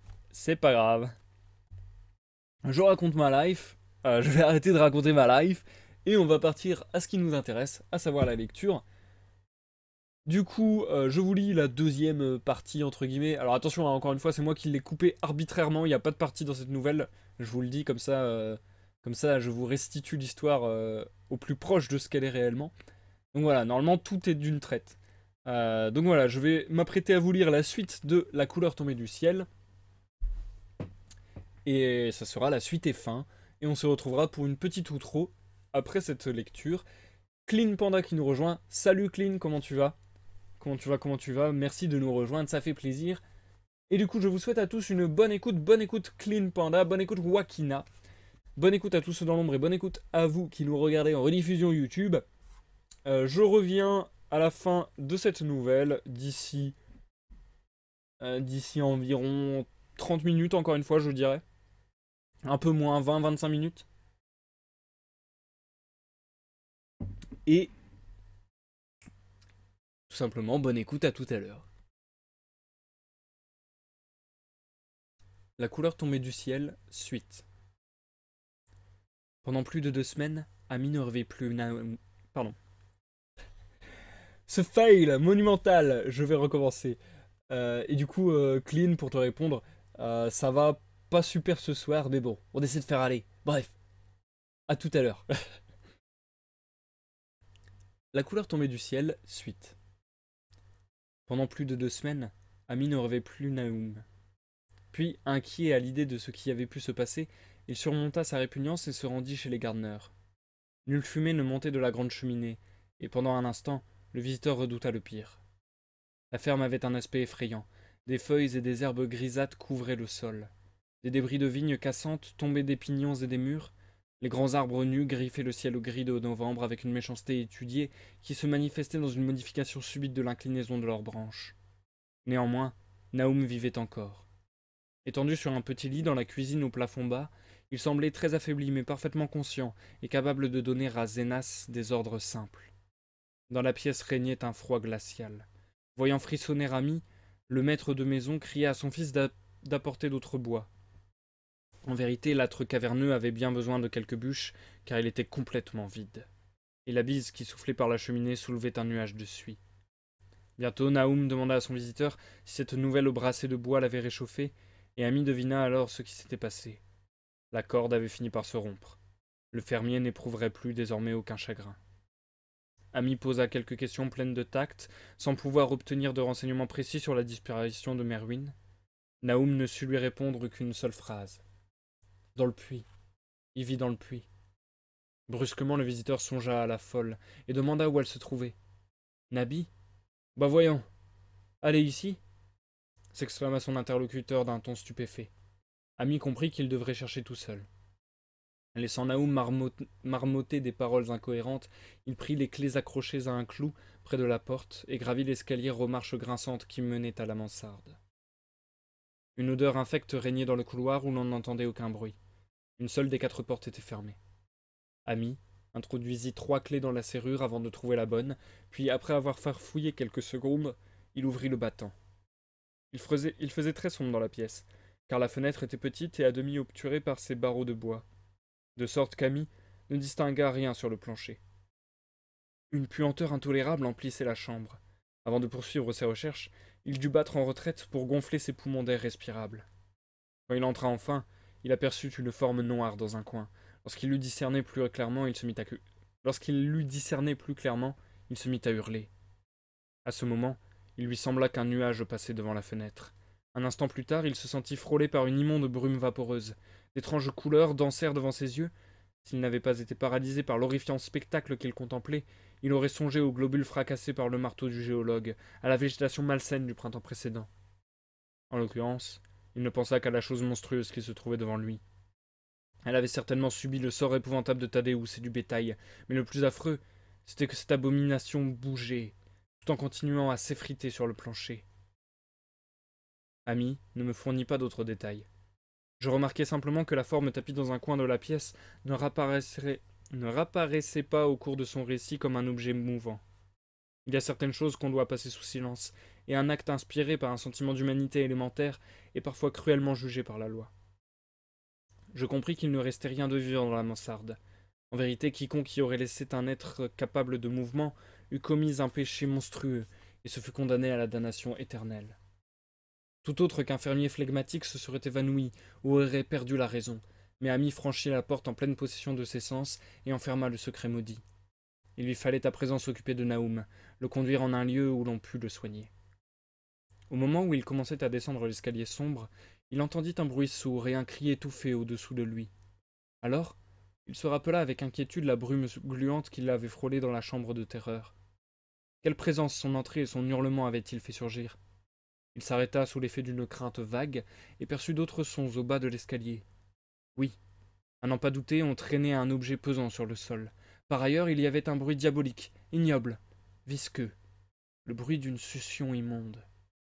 Son imagination enfiévrée le rattacha inexplicablement à ce qu'il avait vu dans la mansarde. Grand Dieu! Dans quel hideux cauchemar était-il tombé? Incapable d'avancer ou de reculer, il contempla en tremblant la noire courbe de l'escalier encaissé. Le moindre détail de la scène se grava profondément dans son cerveau. Les bruits, l'atroce sensation d'attente, les ténèbres, l'escalier raide aux degrés étroits, et surtout, bonté divine, la faible luminosité de toutes les boiseries visibles, marches, lattes et poutres. À ce moment retentit le hennissement frénétique de son cheval, suivi par le fracas d'un galop furieux. Quelques instants plus tard, l'animal et le boguet se trouvaient trop loin pour qu'on pût les entendre, et l'homme épouvanté dans les ténèbres de l'escalier se demandait avec anxiété ce qui avait pu déterminer cette fuite. Mais ce n'était pas tout. Il y avait eu un autre bruit au dehors, une espèce d'éclaboussement provenant du puits près duquel Amy avait laissé Héros sans l'attacher. Une roue de la voiture avait dû détacher une pierre de la margelle et la faire tomber dans l'eau. Et ces boiseries anciennes continuaient à émettre une pâle lueur phosphorescente. Grand Dieu, que la maison était vieille! La majeure partie datait de 1650, et le toit en croupe de 1730 pour le moins. Il perçut distinctement un léger bruit de reptation sur le plancher, et resserra son étreinte sur un lourd bâton qu'il avait ramassé dans la mansarde. Rassemblant tout son courage, il acheva de descendre l'escalier, puis se dirigea hardiment vers la cuisine, mais il n'eut pas à y pénétrer, car la créature qu'il cherchait ne s'y trouvait plus. Elle était venue à sa rencontre, et gardait encore un semblant de vie. Amy n'aurait su dire si elle avait rampé jusqu'à lui ou si elle avait été traînée par des forces extérieures. Quoi qu'il en fût, elle était frappée à mort. Tout s'était passé au cours de la dernière demi-heure, mais déjà l'affaissement, la coloration grisâtre et la désintégration paraissaient extrêmement avancées. La chair, horriblement friable, se détachait en fragments desséchés. Amy, épouvantée, regarda fixement l'immonde parodie de ce qui avait été un visage humain. « Quoi que c'était donc, Nahum? Quoi que c'était » murmura-t-il. Et les lèvres tuméfiées, fendillées, parvinrent à articuler cette réponse. « Ces reins, rien que de la couleur, à brûle, froide et humide, calée, mais à brûle, à viver dans le puits. Je l'ai bien vu, une espèce de fumée, tout pareil que les fleurs au printemps, le puits brillait la nuit. Tad, Merwin, Zénas, tout ce qui est vivant a sucé la vie. Cette pierre, pour sûr qu'elle est venue dans cette pierre, tout qu'elle a empoisonné, Ce machin rond que les professeurs ont tiré de le pierre, ils l'ont cassé. Il était de la même couleur, tout pareil que les plantes et les fleurs. Devait y en avoir d'autres. Des graines qu'on poussé. Je l'ai vu pour la première fois cette semaine. À lui prendre de la force en tuant Zenas, qui était un gars solide, plein de vie. À vous attaque le cerveau, et après ça vous prend tout entier. À vous brûle. Dans l'eau du puits. Pour ça t'avais raison. C'est de l'eau qui est mauvaise. Zenas, il est jamais revenu du puits. Tu peux pas t'en aller. C'est-à-dire, tu sais qu'il va t'arriver quelque chose, mais tu peux pas bouger. Je l'ai vu pas mal de fois depuis que Zenas a disparu. Et Nabi, où c'est-il qu'elle Ami, j'ose plus ma tête à moi. Je sais plus quand c'est que j'y ai donné son manger. Cette couleur va la tuer. Elle aussi. C'est rien que de la couleur. Sa figure commence à prendre cette couleur pendant la nuit. Cette couleur qui brûle et qui suce. Elle vient d'un endroit où les choses sont pas pareilles qu'ici. Un des professeurs l'avait bien dit. Il avait bien raison. Fais attention, ami. Elle a encore pas fini son travail. Elle suce la vie. Ce fut tout. La chose qui venait de parler ne put en dire davantage, car elle s'était complètement affaissée. Ami jeta une nappe à carreaux rouges sur les débris informes et sortit en chancelant par la porte de derrière. Il gravit la pente qui menait auprès de 4 hectares, puis regagna sa demeure par la route du nord et à travers bois. Il n'avait pu se résoudre à passer devant ce puits qui avait mis son cheval en fuite. Après l'avoir observé par la fenêtre, il s'était aperçu que la margelle était intacte. Donc, la voiture n'avait délogé aucune pierre. L'éclaboussement était dû à autre chose qui avait sauté dans le puits après en avoir fini avec le pauvre Naoum. Quand Ami atteignit sa maison, Madame Pierce était folle d'angoisse, car le cheval à la voiture était arrivé avant lui. Il la rassura sans lui donner d'explication, se mit immédiatement en route pour Arkham et informa les autorités que la famille Gardner n'existait plus. Il se contenta de déclarer que Naoum et Nabi avaient succombé, semblait-il, au même mal inconnu qui avait tué le bétail et Thaddeus. Il ajouta que Merwin et Zenas avaient disparu sans laisser de traces. Après un interrogatoire interminable au commissariat de police, il fut contraint de conduire 3 inspecteurs à la ferme de Naoum, ainsi que le coroner, le médecin légiste et le vétérinaire qui avaient soigné les animaux malades. Il accepta à contre-cœur car l'après-midi était déjà fort entamé, et il redoutait de se retrouver dans ce lieu maudit à la tombée de la nuit. Néanmoins, il se sentait réconforté par la présence de tant de gens auprès de lui. Les 6 hommes suivirent le bogey de leur guide dans une charrette anglaise et arrivèrent à la maison pestiférée vers les 4 heures. Malgré leur habitude des spectacles macabres, ils furent tous bouleversés par ce qu'ils trouvèrent dans la mansarde et sous la nappe à carreaux rouges. L'aspect de la ferme, entourée de son désert grisâtre, était suffisamment impressionnant, mais les 2 tas de chair qui tombaient en poussière dépassaient les limites de l'horreur. Le médecin reconnut qu'il n'offrait pas grand-chose à examiner. Toutefois, on pouvait analyser des spécimens qu'il se mit en devoir de prélever. Par la suite, comme je l'ai déjà dit, le professeur chargé d'analyser les 2 flacons de poussière dans le laboratoire de l'université fit une curieuse découverte. Soumis au spectroscope, les échantillons présentèrent un spectre inconnu, dont certaines raies correspondaient exactement à celles de l'étrange météorite. La poussière perdit la propriété d'émettre ce spectre au bout d'1 mois. Elle se composait essentiellement de phosphate et de carbonate alcalin. Ami n'aurait pas parlé du puits s'il avait su que ses compagnons se proposaient d'agir sans plus attendre. Le jour touchait à sa fin, et il lui tardait de rentrer chez lui.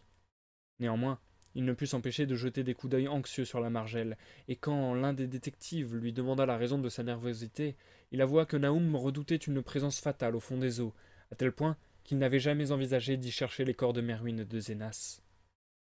À ces mots, les policiers entreprirent de vider le puits immédiatement. Ami, tremblant de tous ses membres, fut obligé de rester là pendant que les autres hissaient des seaux d'eau nauséabondes qu'ils répandaient sur le sol en reniflant d'un air dégoûté. Vers la fin, ils durent se boucher le nez, tellement la puanteur était forte. La besogne dura beaucoup moins qu'ils ne le craignaient, car le niveau de l'eau était extraordinairement bas. Il est inutile de décrire en détail ce qu'ils trouvèrent. Merwin et Zenas, presque réduits à l'état de squelette, un daim et un gros chien présentant le même aspect, les ossements de plusieurs animaux de petite taille. La vase du fond semblait inexplicablement poreuse et pleine de bulles. Un homme, qui descendit en prenant appui sur les mains de fer, constata qu'il pouvait enfoncer une perche jusqu'au bout, sans rencontrer d'obstacle solide. On apporta des lanternes de la maison, car la nuit venait de tomber. Puis, lorsqu'il fut bien évident que le puits ne leur apprendrait rien d'autre, les enquêteurs entrèrent dans le vieux salon pour délibérer, tandis que la blême clarté d'une demi-lune spectrale baignait la désolation grise qui s'étendait au dehors. Ils reconnurent franchement que toute cette affaire les déconcertait. Ils ne parvenaient pas à trouver un seul élément commun qui reliât l'étrange état de la végétation, la maladie inconnue des animaux et des hommes, la mort inexplicable de Merwin et de Zénas dans le puits souillé. À vrai dire, ils étaient au courant des racontars du pays, mais ils ne pouvaient croire à des événements contraires aux lois naturelles. À n'en pas douter, le météorite avait empoisonné le sol. Toutefois, comment expliquer la maladie de personnes et d'animaux qui n'avaient mangé aucune des plantes poussant dans ce sol? Fallait-il incriminer l'eau du puits? Peut-être. Il ne serait pas mauvais de la faire analyser. Mais quelle folie singulière avait poussé les deux garçons à sauter dans le puits? Leur reste montrait qu'ils avaient subi l'un et l'autre la même mort, car leur chair était grise et friable. Pourquoi trouvait-on partout cette couleur et cette désintégration? Le coroner, assis près d'une fenêtre donnant sur la cour, fut le premier à remarquer la lueur provenant du puits.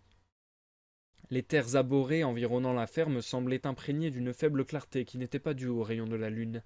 Mais cette nouvelle lueur, nettement accusée, paraissait jaillir du trou noir, comme le faisceau d'un projecteur, et se refléter dans de petites flaques d'eau à l'endroit où les seaux avaient été vidés. Elle était d'une étrange couleur, et tandis que tous les hommes s'attroupaient autour de la fenêtre, Ami sursauta violemment, car l'atteinte de ce faisceau de miasmes funestes lui paraissait familière. Il l'avait déjà vu ailleurs, et n'osait pas envisager de ce que cela pouvait signifier. Il l'avait vu sur le globule cassant du météorite. Il l'avait vu sur la hideuse végétation printanière. Il croyait l'avoir vue le matin même devant la petite fenêtre de la mansarde où des choses indescriptibles s'étaient passées. Oui, elle avait fulguré devant cette fenêtre l'espace d'un instant. Ensuite, un immonde flot de brume visqueuse l'avait frôlé dans l'ombre. Et puis le pauvre Naoum avait été attaqué par quelque chose qui possédait cette même couleur. Il l'avait dit avant de mourir.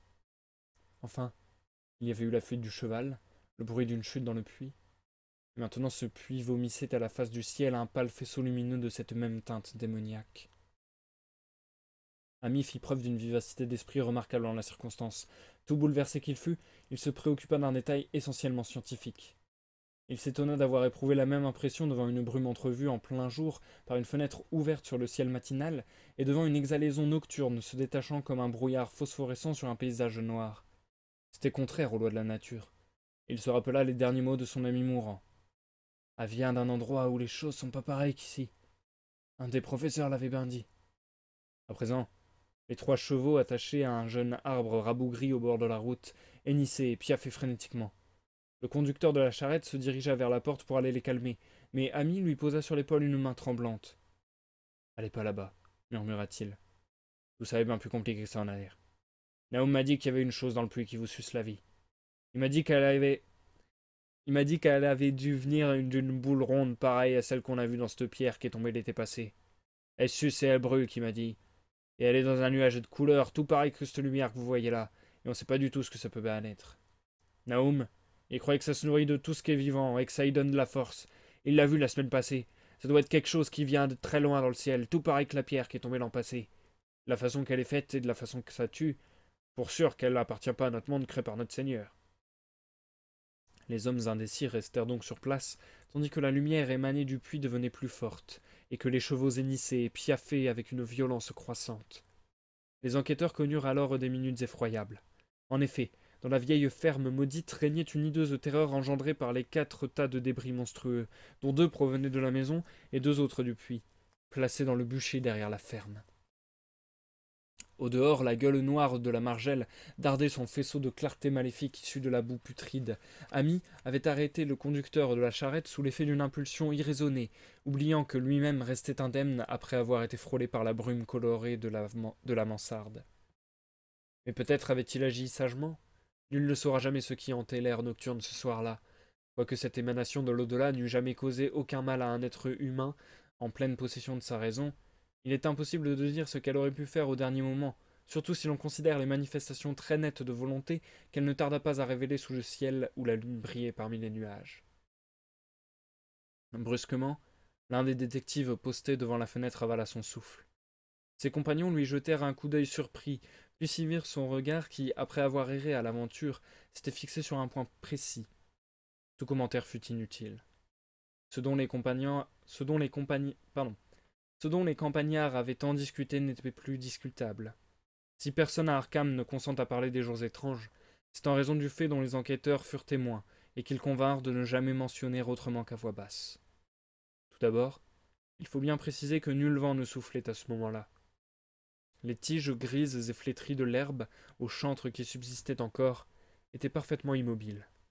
Pourtant, au sein de ce calme surnaturel, les rameaux dénudés de tous les arbres de la cour s'agitaient spasmodiquement, comme s'ils avaient tenté vainement, dans un accès de démence épileptique, de griffer les nuages éclairés par la lune.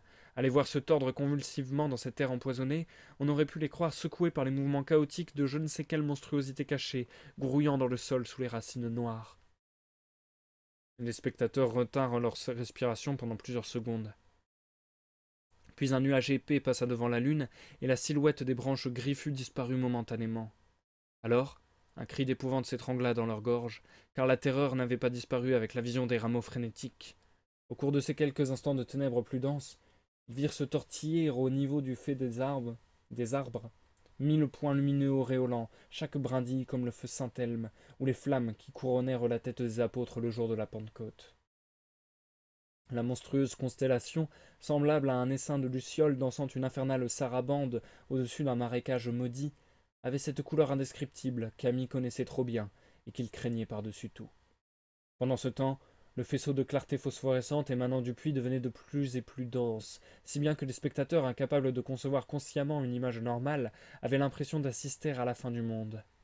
Ce n'était plus un rayon lumineux qui sortait de la margelle, mais un torrent de couleurs indéfinissables qui semblait se déverser directement dans le ciel. Le vétérinaire frissonna et se dirigea vers la porte d'entrée pour y placer une barre supplémentaire plus lourde que les autres. Ami, tremblant de tout son corps, dut tirer ses compagnons par le bras et montrer la cour du doigt lorsqu'il voulut leur signaler la luminosité croissante des arbres, car il était incapable de parler. Les chevaux faisaient un vacarme effrayant, mais pas un seul membre du groupe réuni dans la ferme ne se serait aventuré au dehors pour tout l'or du monde. D'une minute à l'autre, les points lumineux qui criblaient la cime des arbres augmentaient d'intensité. Les branches semblaient tendre de plus en plus vers la verticale. Le bois de la bascule du puits s'était mis à briller, et bientôt un des inspecteurs de police montra sans mot dire les appentis et les ruches placées contre le mur de pierre du côté ouest. Eux aussi commençaient à luire, alors que les véhicules des visiteurs semblaient encore indemnes. Puis, il y eut un grand fracas d'un bruit de sabots sur la route.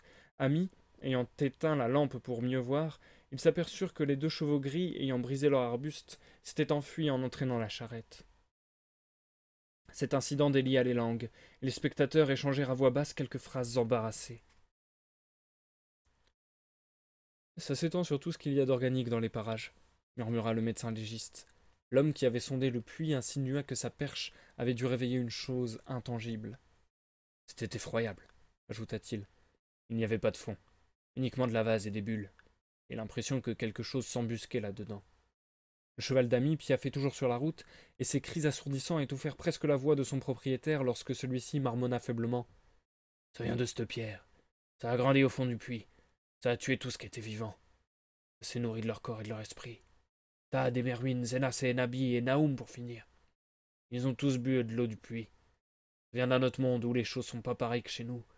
Et maintenant, ça repart là d'où c'est venu. » À ce moment, comme la colonne de couleurs jetait un éclat plus vif et assumait de vagues formes extraordinaires dont chaque spectateur donna plus tard une description différente, le pauvre héros poussa un cri déchirant, tel que jamais aucun cheval n'en avait poussé, au dire des assistants. Tout le monde se boucha les oreilles, et Ami, horrifié jusqu'à la nausée, se détourna de la fenêtre. Il ne put me décrire ce qu'il avait vu. Lorsqu'il regarda de nouveau, l'animal gisait inerte sur le sol baigné de clarté lunaire, entre les brancards brisés du bogueil. Mais son maître n'eut pas le temps de déplorer cette fin tragique, car, au même instant, l'un des détectives attira silencieusement leur attention sur un phénomène qui se produisait dans le salon même où ils se trouvaient. Maintenant que la lampe était éteinte, on pouvait constater qu'une légère phosphorescence commençait à envahir la pièce. Elle luisait sur les larges lattes du plancher, sur le châssis des fenêtres aux vitres étroites, sur les poteaux d'angle, sur le dessus de la cheminée, sur les portes et les meubles. Elle devenait plus intense d'une minute à l'autre, et bientôt il fut évident que tout être vivant en bonne santé devait quitter la maison sans plus attendre. Ami montra à ses compagnons la porte de derrière et le sentier qui, à travers champs, conduisait auprès de 4 hectares. Ils effectuèrent le trajet d'un pas mal assuré comme en rêve, sans oser se retourner une seule fois. Ils furent trop heureux d'emprunter ce chemin, car ils n'auraient pu se résoudre à sortir dans la cour de devant et à passer à côté du puits. Ce leur fut d'ailleurs une dure épreuve que de longer la grange et les appentis phosphorescents, ainsi que de traverser le verger dont les arbres luisants tordaient leurs bras noueux de façon démoniaque. Mais Dieu merci, les branches s'agitaient verticalement. D'épais nuages noirs cachèrent la lune au moment où ils franchissaient le pont rustique qui enjambe Chapsman Brook. Dès lors, ils durent gagner la prairie à tâtons. Quand ils se retournèrent enfin pour regarder la vallée, ils virent un spectacle terrifiant. La ferme tout entière baignait dans cette hideuse couleur indéfinissable, les bâtiments, les arbres, et même les herbes qui n'avaient pas encore tourné à ce gris fatal. Les branches tendues vers le ciel étaient couronnées de langues de flammes, des ruisselets de ce même feu monstrueux coulaient le long du faîtage de la maison, de la grange et des appentis. Sur l'ensemble régnait ce torrent de lumière amorphe, ce mystérieux arc-en-ciel empoisonné issu d'une puits, bouillonnant, clapotant, scintillant, tâtant le terrain, s'étendant sans cesse, en un chromatisme cosmique impossible à identifier. Puis, brusquement, cette abomination s'enleva tout droit vers le ciel comme une fusée, ou un météore, sans laisser la moindre trace derrière elle, et disparut par un trou rond, étrangement régulier à travers les nuages, avant qu'un seul des spectateurs eût pu pousser un cri. Ami regardait d'un air hébété la constellation du Cygne, où la couleur inconnue venait de se fondre dans la voie lactée.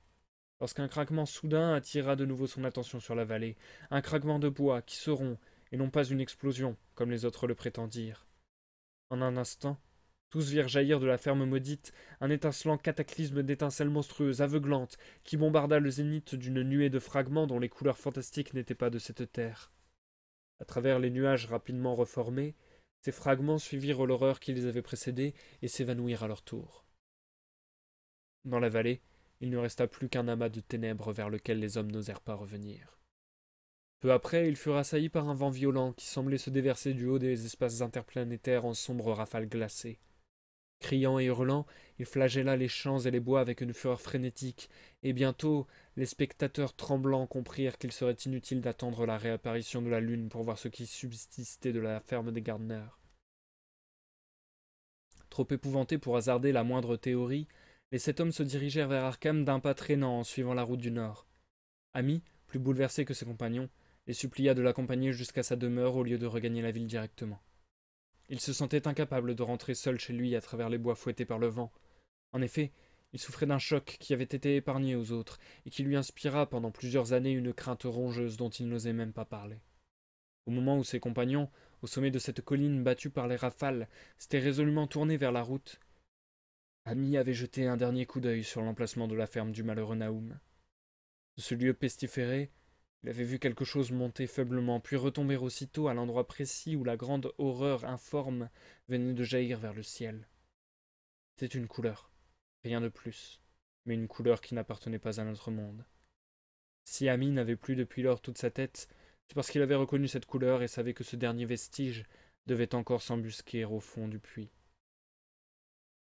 44 ans se sont écoulés depuis le cataclysme, mais Ami n'est jamais revenu à cet endroit maudit. Il se réjouira de le voir disparaître sous les eaux du nouveau réservoir. Je m'en réjouirais tout autant, car je n'aimais pas la façon dont la lumière solaire changeait de couleur autour de la margelle du puits abandonné lorsque je passais à côté. J'espère que l'eau sera toujours très profonde. De toute façon, je n'en boirai jamais. Et je crois que je ne reverrai jamais le pays qui s'étend autour d'Arkham. 3 des compagnons d'Ami revinrent le lendemain matin examiner les ruines de la ferme, mais ce n'étaient pas des ruines à proprement parler. Il ne restait que les briques de la cheminée, les pierres de la cave, quelques débris minéraux et métalliques, et la margelle de ce puits néfaste. À l'exception du cheval mort qu'ils ensevelirent et du bogueil qu'ils ramenèrent à son propriétaire, il n'y avait plus qu'un désert de poussière grise où plus rien n'a jamais poussé. Aujourd'hui encore, il s'étale sous le ciel comme une grande tache rongée par un acide au milieu des champs et des bois. Les rares personnes qui ont osé le contempler malgré les histoires terrifiantes des campagnards l'ont appelé la lande foudroyée. Les récits des paysans sont étranges. Il pourrait l'être bien davantage, si l'on pouvait amener les chimistes de l'université à analyser l'eau du puits abandonné et cette poussière grise que nul vent ne semble disperser. Les botanistes, eux aussi, devraient étudier la flore rabougrie qui entoure ce lieu. Peut-être confirmerait-il l'opinion de ceux qui prétendent que la flétrissure s'étend d'environ 1 pouce par an. Les gens affirment que la couleur des herbages voisins n'est pas tout à fait normale au printemps, et que les animaux sauvages laissent des empreintes bizarres pendant l'hiver. La couche de neige qui recouvre la lande est toujours moins épaisse que partout ailleurs. Les chevaux deviennent ombrageux dans la vallée silencieuse. Les chasseurs ne peuvent plus se fier à leurs chiens dès qu'ils approchent de cette tache de poussière grise. On prétend également que la lande a une influence pernicieuse sur le cerveau. La raison de beaucoup de gens a été sérieusement affectée au cours des années qui ont suivi la mort de Naoum, et pas un seul d'entre eux n'a eu la force de s'en aller. Alors, tous ceux qui avaient la tête solide ont quitté la région. Seuls les étrangers ont essayé de vivre dans les vieilles fermes croulantes. Néanmoins, ils ont dû partir eux aussi. On se demande parfois quel discernement surhumain leur a été donné au cours de leur séjour. Ils chuchotent d'étranges histoires de magie, déclarent que d'horribles rêves n'ont pas cessé de les hanter. En vérité, l'aspect de ce coin sinistre suffit à susciter des idées morbides. Nul voyageur n'a jamais vu ces gorges sombres sans éprouver un sentiment de malaise. Les artistes frissonnent en peignant ces bois touffus dont le mystère inquiète notre âme en même temps qu'il frappe nos regards. Ne me demandez pas mon opinion. Je vous répondrai que je ne sais rien. En effet, je n'ai recueilli que le témoignage d'amis, car les gens d'Arkham refusent de parler des jours étranges. Et les 3 professeurs qui examinèrent l'aérolithe et le globule coloré sont morts depuis quelques années. Je crois pouvoir affirmer que la pierre tombée du ciel contenait d'autres globules. L'un d'eux s'est nourri de tous les organismes vivants de la lande foudroyée avant de regagner les espaces interplanétaires. Il doit y en avoir un second, encore embusqué dans le puits, car je sais que la lumière solaire n'a pas une teinte normale au-dessus de la margelle. Quelle que soit la chose infernale prête à éclore au fond du puits, elle doit être prisonnière d'une façon ou d'une autre, sans quoi elle se propagerait rapidement. Serait-elle attachée aux racines de ces arbres qui griffent l'air de leurs branches ? L'une des histoires d'Arkham relate que de gros chênes brillent et s'agitent la nuit, d'une manière surnaturelle.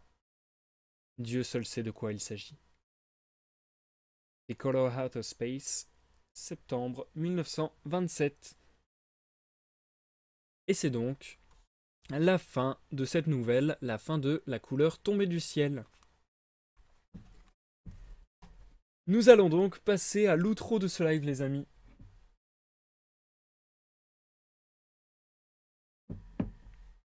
Et je vous avoue que j'ai très peur pour le prochain live, étant donné que là j'ai passé 1h48 à lire une nouvelle, en ne faisant qu'une pause, pour 40 pages seulement. Et que la prochaine nouvelle, donc la prochaine et dernière nouvelle, dure 70 pages. Donc quasiment le double. Donc faire un live de 3 heures, je sais pas si ça va être facile. On verra la prochaine fois. Peut-être que lors du live sur la dernière nouvelle, je déciderai au bout d'un moment de couper en deux, on verra.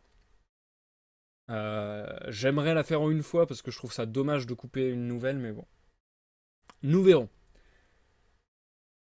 Je vous avoue que j'ai mal à la gorge et que je suis un peu soulagé que ce soit fini. J'espère que l'image, waouh. Mais j'ai vraiment trop du mal ce soir, je suis désolé, hein. C'est l'un des pires lives que j'ai fait, entre guillemets, en termes de présentation, tout simplement. J'ai hyper du mal à être bien, là, donc je m'excuse. Et du coup, ouais, j'espère malgré tout que vous aurez apprécié l'histoire. Je sais pas pourquoi, dans ma tête, c'était l'une de mes histoires favorites. Et là, j'avoue, je suis pas déçu, mais je trouve ça bien, mais sans plus, quoi. Alors peut-être que j'ai préféré celle que je viens de découvrir de Lovecraft, je sais pas. Mais bon, j'espère qu'elle vous aura plu malgré tout. Moi, je sais que ça me... Enfin, en fait, je trouve ça très cinématographique, l'univers de Lovecraft, au final. J'imagine vachement ça dans un épisode d'un feuilleton ou même dans un téléfilm à la télé. Je verrais bien ça, ce genre d'histoire, ce genre d'ambiance et tout. Et bah ouais, perso, j'ai beaucoup aimé. J'ai beaucoup aimé. J'espère que vous également. Et du coup, je trouve ça, encore une fois, hyper intéressant de voir les mécanismes que va développer Lovecraft afin de nous faire palper des choses impalpables. Genre là, le fait de nous dire, ok, c'est une couleur, mais c'est une couleur qu'on peut pas décrire. Enfin, je trouve ça hyper intelligent en fait. Parce que ça nous donne une idée tout en la floutant. Et du coup, amène beaucoup au mystère, etc. Enfin, je trouve ça très très très très intelligent. Wakina, t'as pas mal parlé aussi. Et encore, comparé à d'habitude, j'ai pas beaucoup parlé. Et d'habitude, je fais plus d'une pause. Enfin, je fais souvent plus d'une pause. Là, je n'en ai fait qu'une seule. Du coup, j'ai très peur pour le dernier live. Mais bon, nous verrons. D'ailleurs, ce fameux dernier live, je pense qu'on va pas le faire tout de suite. Tout simplement parce que ça fait une semaine et quelques que je suis malade. Et autant être malade un jour, c'est chiant, mais bon, voilà. 2 jours, c'est chiant, mais bon, voilà. 3 jours, c'est chiant, mais bon, voilà. Une semaine, je commence à ne plus en pouvoir. Et je vous avoue que là, j'ai l'impression d'être handicapé à tous les lives que je fais, donc ça m'énerve. Donc je vais arrêter là. Le temps que je sois malade et le temps que je sois rétabli surtout. Donc du coup, je ne pense pas faire la dernière lecture dans 3 jours comme je fais souvent. Je pense plutôt qu'on va le faire quand je serai rétabli et que je serai en pleine possession de ma voix et que j'aurai l'impression de pouvoir m'exprimer facilement de manière à assurer un maximum cette grosse dernière nouvelle de 70 pages et essayer de faire une lecture vraiment propre quoi. Alors Wakina, moi je m'imaginais une couleur bleutée mais genre j'essayais de me l'enlever de la tête parce que c'est justement une couleur qu'on ne devrait pas pouvoir décrire. Bah ouais voilà c'est ça qui est énorme. C'est ça qui est vraiment énorme et qui est super bien fait je trouve Waki. C'est que justement il y a ce délire de ça nous est familier, même Ami à un moment nous dit que la couleur lui semblait familière. Et en fait ça nous semble familier parce que la couleur c'est genre l'un des trucs fondamentaux qui constitue notre monde. C'est genre l'un des éléments fondamentaux qui constitue notre monde, entre guillemets. Et du coup, imaginer un monde sans couleur, enfin c'est... Enfin, sans couleur, non, c'est pas ça que je voulais dire. Imaginez une couleur qu'on ne connaît pas s'immiscer dans les couleurs qu'on connaît, c'est très étrange, je trouve. Enfin, je trouve ça très étrange comme concept, mais justement, c'est là où je trouve que les concepts de Lovecraft sont vraiment géniaux, quoi. C'est toujours des trucs assez simples, finalement, mais qui sont hyper exotiques. Moi, Wakina qui n'arrête pas de me dire de me reposer. Euh, Alors d'un côté, vu que je suis malade, oui. D'un autre côté, j'arrête pas de me dire que je fais déjà pas grand chose et que je me repose déjà beaucoup. Donc ça m'ennuie profondément. Je suis toujours en mode faut que j'en fasse plus parce que justement j'en fais déjà pas énormément. Du coup, ça m'embête, mais bon. Alors, en fait, tu l'imagines, tu te dis, ok, je pense imaginer le truc, puis au final, il te rappelle sans cesse que c'est pas quelque chose que tu connais, alors ton cerveau, il fait de la fuck. J'avoue, j'avoue, j'avoue clairement. Ça fait plaisir de dialoguer par rapport à un texte. N'hésitez pas à le faire, sur les pauses ou sur l'outro des lives que je peux faire. N'hésitez pas à le faire même, oh non, n'hésitez pas à le faire même en commentaire de vidéo YouTube. Si vous voulez parler de l'histoire, n'hésitez pas, on peut en parler dans les commentaires, ça me dérange pas du tout, au contraire. C'est hyper cool, je trouve. J'espère qu'elle vous aura plu. Malgré tout, bon, on n'a pas encore lu la dernière. Malgré tout, je pense que ma préférée restera l'appel de Cthulhu. Et il y avait La Peur qui rôde que j'avais beaucoup aimé aussi. Bah en fait même les autres, enfin je les ai toutes vraiment bien aimées quoi. Oh là là, c'est trop dur de choisir, c'est trop dur de choisir. Bon tant pis, je ne choisis pas, je les aime toutes. D'ailleurs, une chose assez étonnante, c'est que le recueil se nomme Le mythe de Cthulhu. Donc je m'attendais à voir que des histoires en rapport à Cthulhu, entre guillemets, qui nous donneraient des informations sur les anciens dieux, sur le Necronomicon, sur Alazred, sur le royaume de R'lyeh, sur, ouais, sur les anciens dieux, donc peut-être Shub-Niggurath, Yog-Sothoth, Nyarlathotep, etc.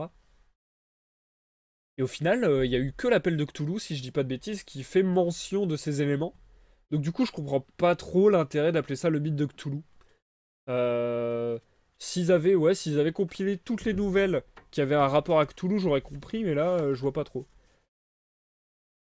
Enfin, je dis ça, nous verrons bien. Peut-être que justement, dans la dernière nouvelle qui se nomme Celui qui chuchotait dans les ténèbres, nous aurons des rappels de ces éléments. Nous verrons bien. D'ailleurs, je pense bien que oui, parce que là... Alors attendez. Où est-ce que j'ai vu? Ah, je suis pas sûr. Bon, je vais pas dire de bêtises et je vais pas vous spoil, mais il me semble, en ayant feuilleté les pages, être tombé sur le mot ancien, avec un A majuscule. Donc ça voudrait dire les vieux dieux, là, les anciens dieux, que sont justement Nyarlathotep et compagnie. Donc je sais pas, je vais pas vous vendre un faux espoir, parce que je ne sais pas du tout de quoi ça va parler en vérité. Mais voilà, j'espère en tout cas que ça reviendra plus vers ce genre de thématique, même si là c'était sympathique d'aller sur d'autres choses. Mais bon, je veux un peu plus de mythologie cthulhuienne. Alors, Wakina, en vrai, moi, il me retourne le cerveau, Lovichou, parce que dans n'importe quelle histoire, tu essaies de t'imaginer ce que tu lis, mais là, il te casse ton trip à te dire, nope, ça existe pas, tout ce que tu peux t'imaginer, bah, c'est pas ça. Bah ouais, c'est clair, c'est exactement le délire de Lovecraft, en fait. C'est dire l'indicible, dire que l'homme, comparé au cosmos, n'est rien, et que, du coup, on comprend rien à la logique du cosmos, qu'on comprend rien à la logique de l'univers, et que, bah, en fait, il y a tellement plus de choses qu'on ne connaît pas que de choses qu'on connaît qu'on est totalement largué, quoi. Dès qu'il se passe quelque chose d'un peu surnaturel, d'un peu extraordinaire, bah direct on passe dans le côté folie. Ah ouais, clairement c'est génial, je suis d'accord avec toi, Waki. C'est vraiment cool.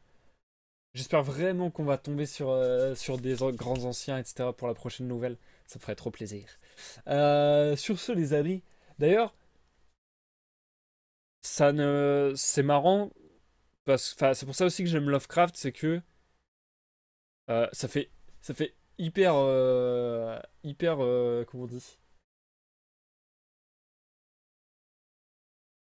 Mon Dieu, je ne trouve plus le mot.